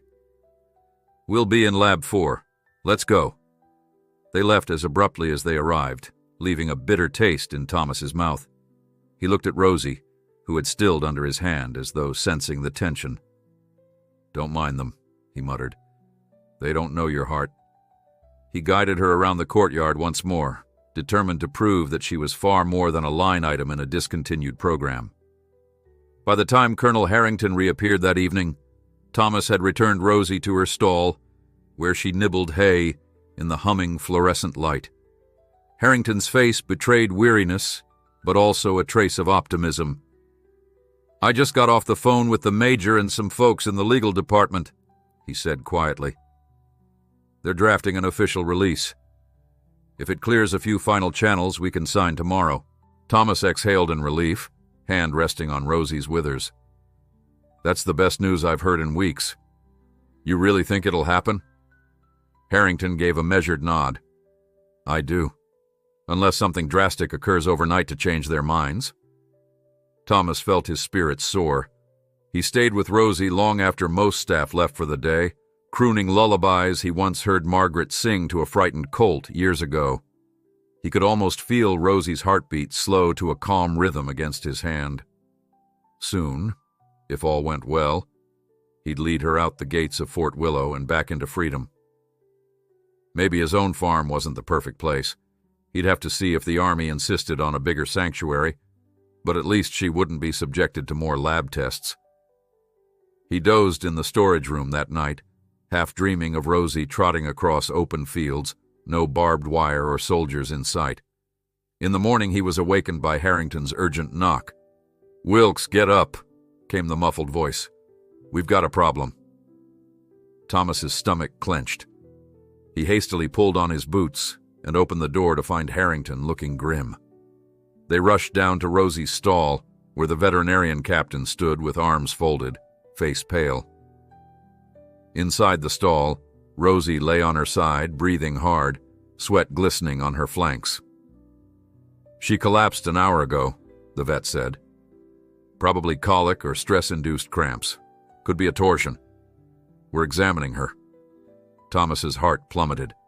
He slipped past the vet and knelt, resting a shaking hand on Rosie's neck.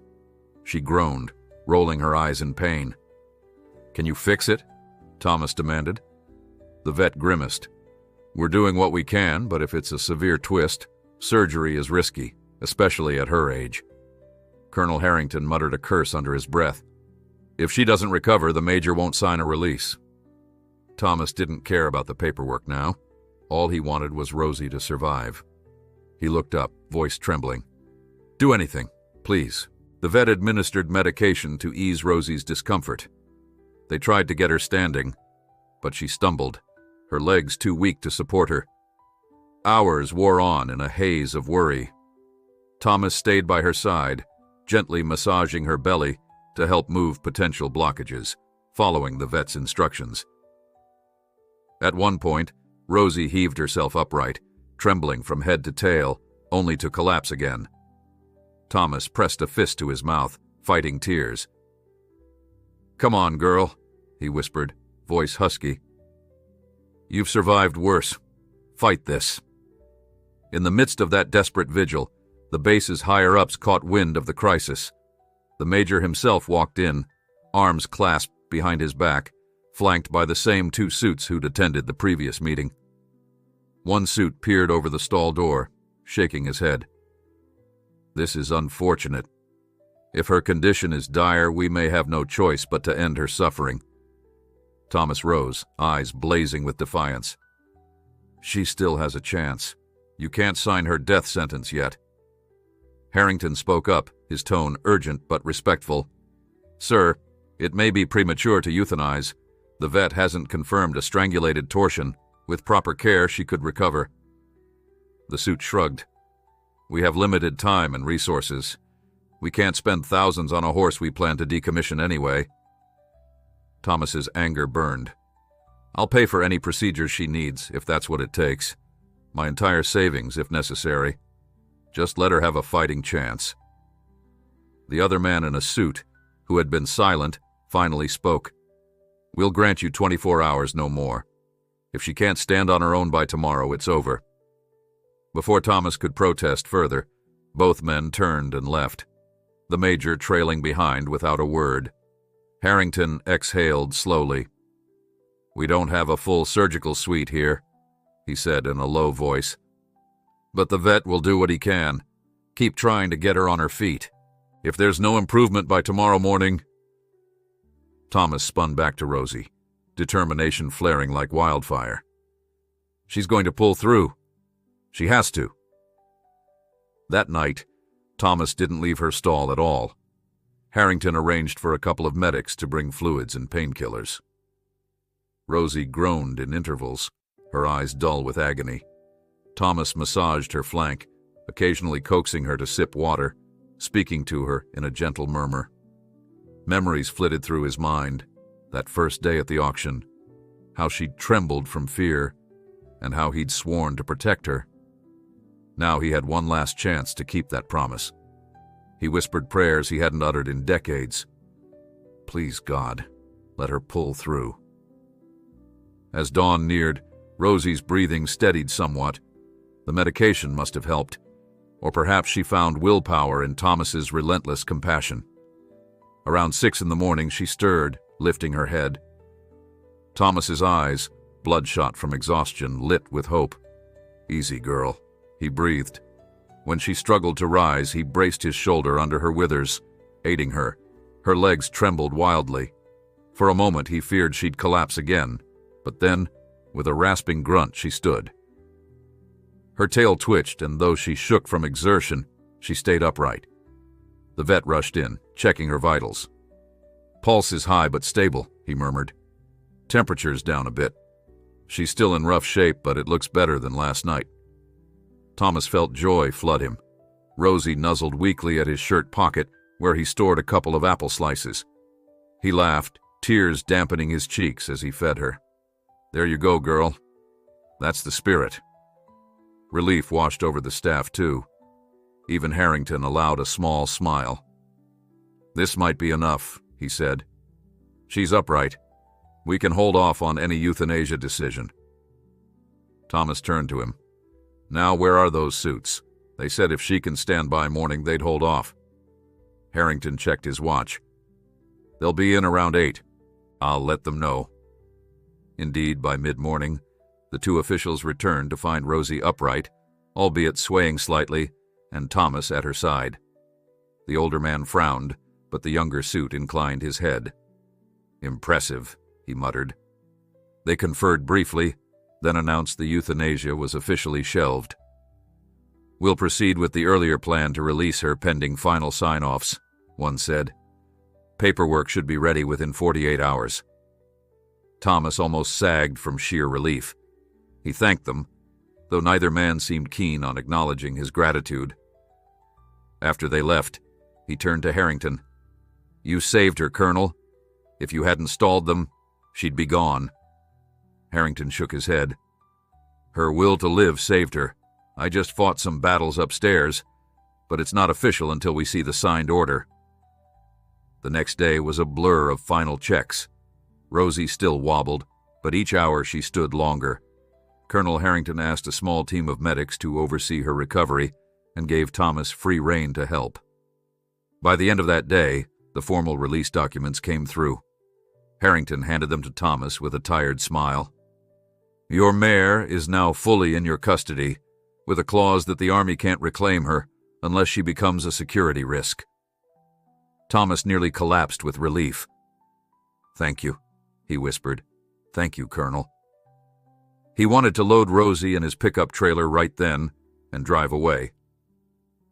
But the vet insisted she need a couple more days to stabilize before traveling. Thomas agreed, wanting no setback. With the base's permission, he stayed on another 48 hours, watching Rosie gain strength by small increments. Eventually, Harrington approached him one last time. "We'll give you an escort off the premises when you're ready," he said. I'm truly glad this ended well." Thomas grasped the Colonel's hand. "I didn't think we'd ever see eye to eye, but you've been fair, Colonel. Rosie and I both owe you."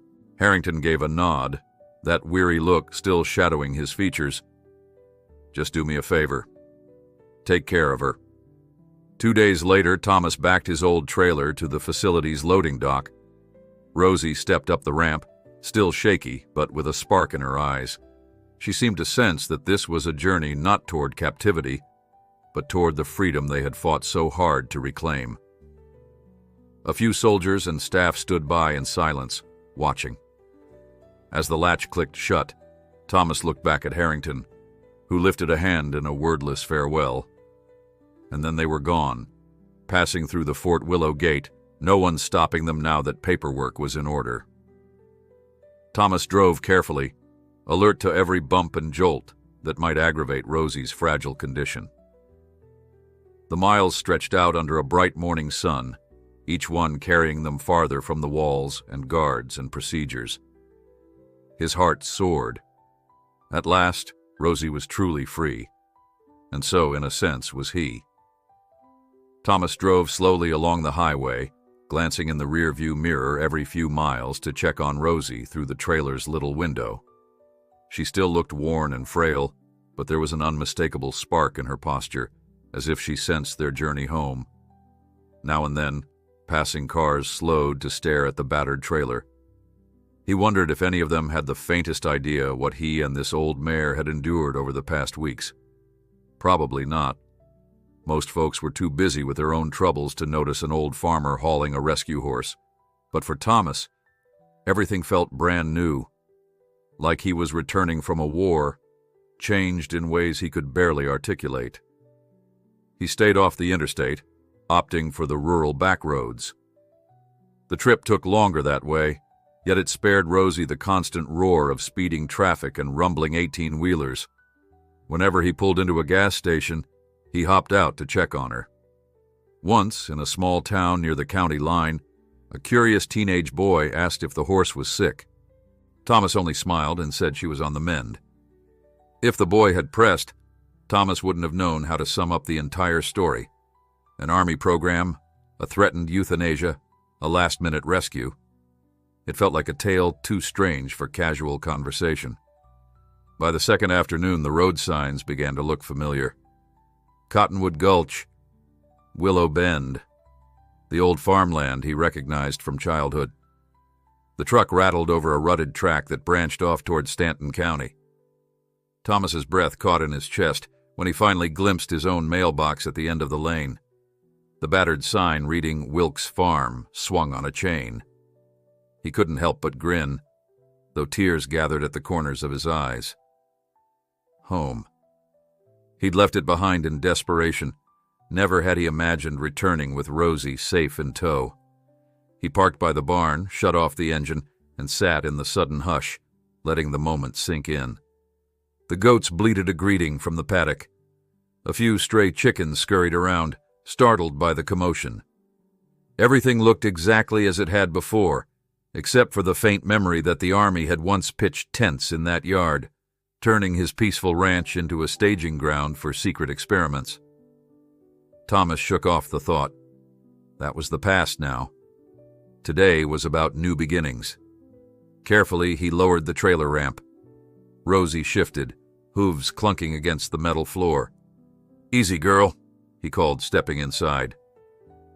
She blinked at the daylight, ears flicking at the familiar farm scents carried on the breeze.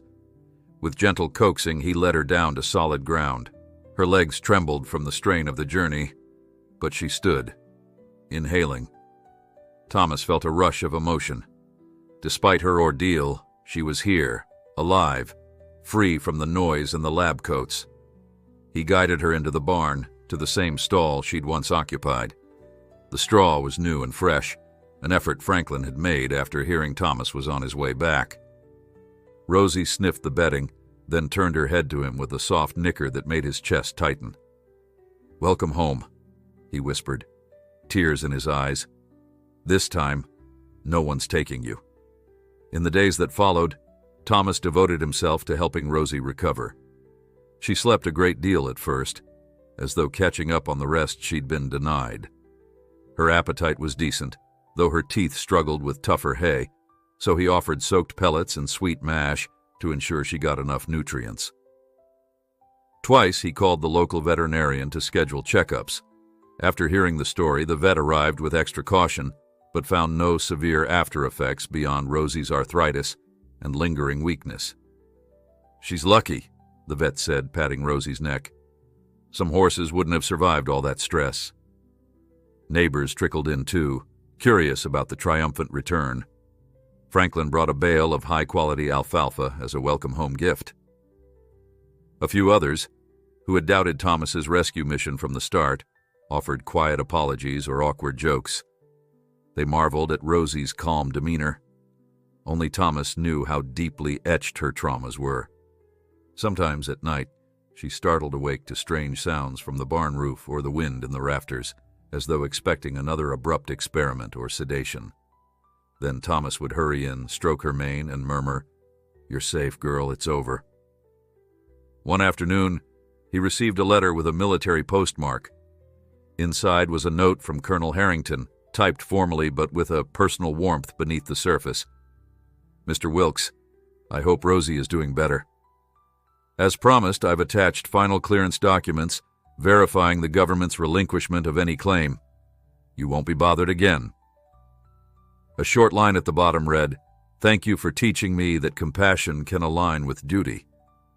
Thomas folded the letter, smiling faintly. Harrington was a decent man in a flawed system. He silently wished him well. Rosie's progress remained gradual but steady. Each morning, Thomas led her to the small paddock where she grazed. Her coat began to regain a glimmer of health. The deeply grooved lines of her ribs became less pronounced, replaced by a softer layer of flesh. She still carried the stiffness in her stride, and the old scars on her legs never fully disappeared. But day by day, she ventured farther across the pasture, investigating fence lines she'd once barely noticed. There were difficulties, of course. Thomas spent money he didn't really have on specialized feed and supplements. The Army had offered him no compensation beyond the official release forms. He toyed with the idea of picking up an extra job in town, but at his age, nobody was eager to hire him. Instead, he reached out to a local horse rescue group for advice. They suggested a fundraiser or a possible adoption arrangement where Rosie could live out her life in a larger sanctuary. But Thomas hesitated. He remembered how Harrington had once said the Army might allow Rosie to retire at a safe facility. Back then, that had seemed acceptable. Now he couldn't stand the thought of parting with her again.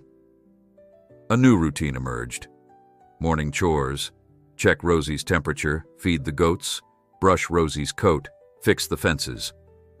Her presence drove away the loneliness that had loomed since Margaret's passing.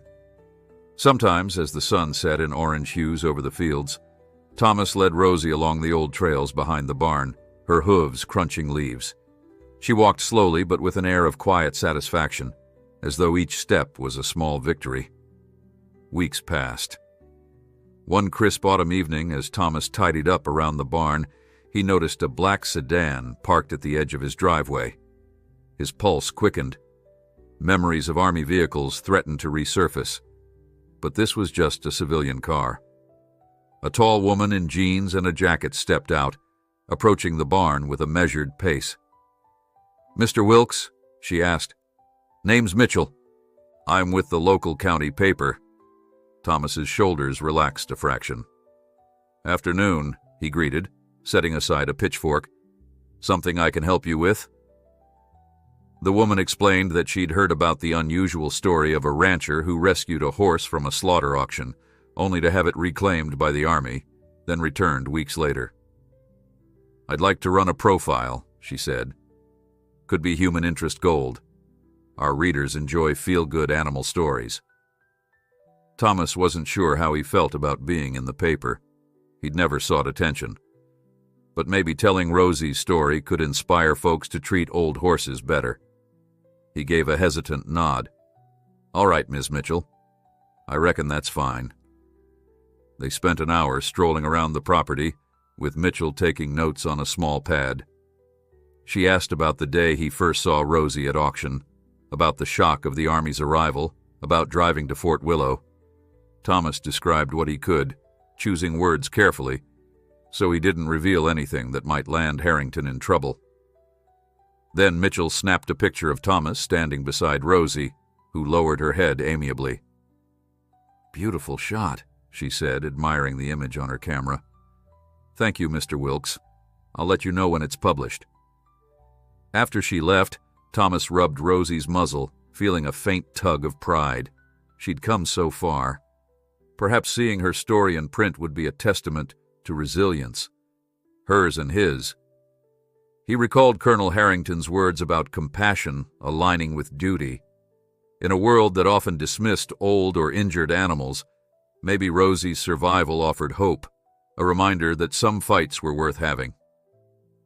One chilly morning, Thomas rummaged through an old trunk in the barn loft, searching for a thicker blanket for Rosie. He unearthed a dusty photo album he hadn't opened in ages. The pictures dated back to his early days with Margaret, their honeymoon spent horseback riding in the foothills. Another snapshot showed a much younger Thomas, leading a bright-eyed colt across a green pasture. He felt an ache, but also gratitude. Life had a way of circling back, reminding him of what truly mattered. He wondered if there might come a day soon when Rosie would frolic like that colt once did, or at least stand proud under the sun without pain. She might never be fully sound, but perhaps she could know comfort and love, free of army labs and endless tests. That was all he wanted for her, and for himself as well. A peaceful place, no more fear of unmarked vehicles at his gate. That evening, after finishing chores, he poured himself a mug of tea and headed to Rosie's stall. She greeted him with a nicker, ears angled forward. He brushed her gently, feeling her warmth.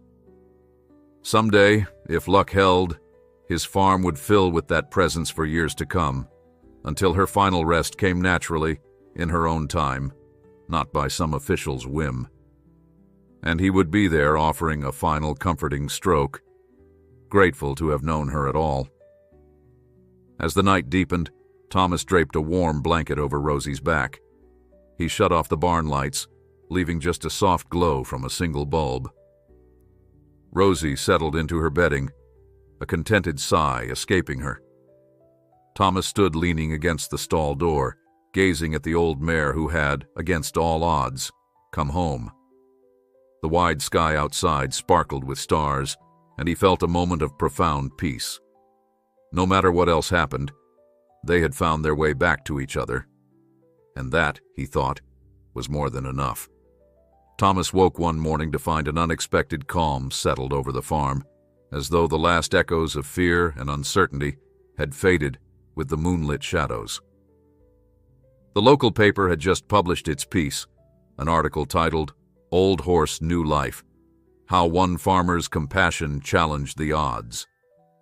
Several neighbors phoned to say they loved the write-up, and a few strangers even drove by, curious to glimpse the fabled mare who had bested a government program.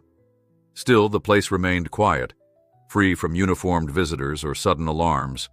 No black SUVs lurked at the fence. No clipped voices demanded proof of Rosie's health. It seemed that the final signatures and stamps had, at last, shut the door on that chapter of secrecy. Thomas could breathe more freely now. rising at daybreak, not with worry but with renewed purpose, caring for Rosie as she continued healing, forging a daily life that resembled the simple joys he remembered from years gone by. He began each day with a slow walk out to the barn, letting the crisp morning air fill his lungs. The goats scurried to greet him, bleating for their ration.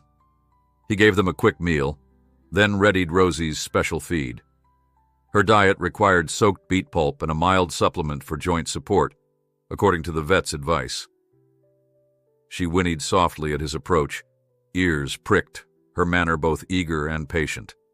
Sometimes he wondered whether she dreamed of that government facility or the hidden triggers they had tried to unearth. If she did, it no longer showed in her eyes, which held warmth and trust whenever she looked at him. He would scratch the spot between her ears, murmuring nonsense as he poured her feed into a low bucket. Rosie's muzzle would dip in, chewing slowly, strands of mash dribbling onto the straw. He'd stand there a while, arms folded on the stall door, content simply to watch her eat. That morning, though, came with a slight twist. A letter in his mailbox, the envelope bearing a neat typed address and a postmark from Washington, D.C. Thomas opened it on his porch, half expecting some aftershock of Army bureaucracy. Instead, he found a polite invitation from a small nonprofit that worked with retired service animals, dogs, horses, even carrier pigeons from older wars. The letter mentioned hearing of Rosie through local news coverage and suggested that if he ever needed assistance with veterinary costs or specialized therapy, the organization would be glad to help. They'd also asked if he might speak at a community event about how one act of kindness could ripple wide. Thomas read the words twice, pondering. He didn't fancy public speaking, but the idea of more support for Rosie's care was tempting, especially given his thin finances.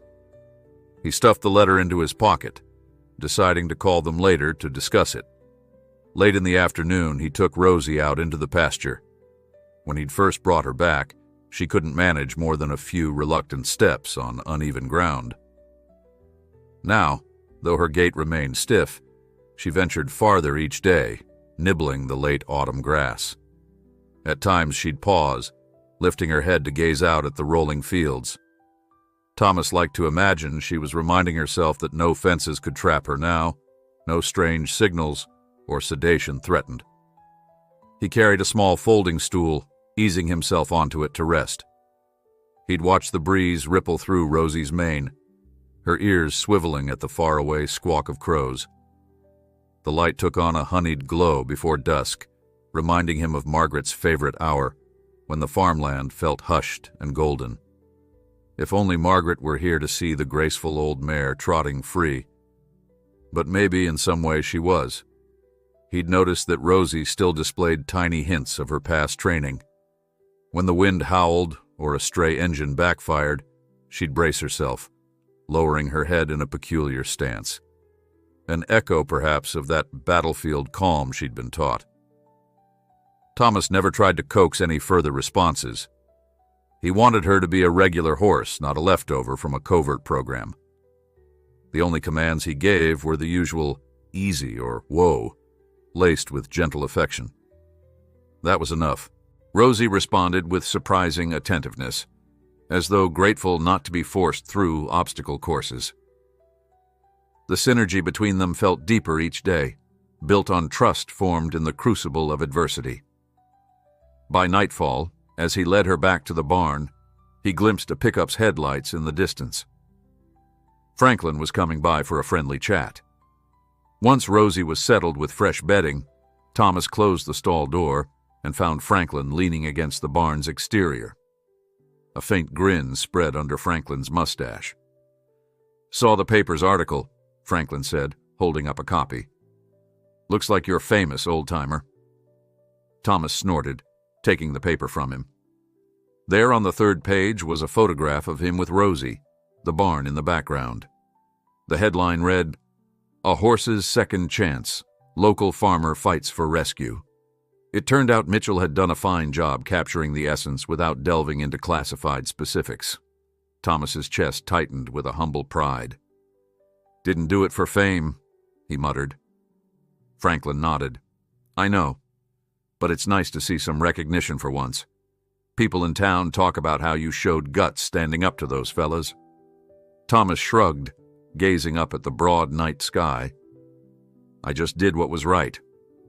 Days blended into weeks, and autumn turned colder. The orchard's remaining leaves fluttered away, leaving branches stark against a steel-gray sky. Rosie grew fluffier with her winter coat, and Thomas made sure she wore a decent blanket at night to guard against the chill. The local rescue group invited him to a holiday fundraiser. He brought Rosie along in the trailer, carefully navigating the icy roads. At the event, children crowded around, offering her carrot chunks, squealing in delight as she gently lipped them from small hands. For many, it was their first time meeting a real horse. Rosie stood patient and composed, the same stoic calm that once made her an army candidate, now making her a perfect ambassador for empathy. Observing the kids' wonder, Thomas felt that old pang.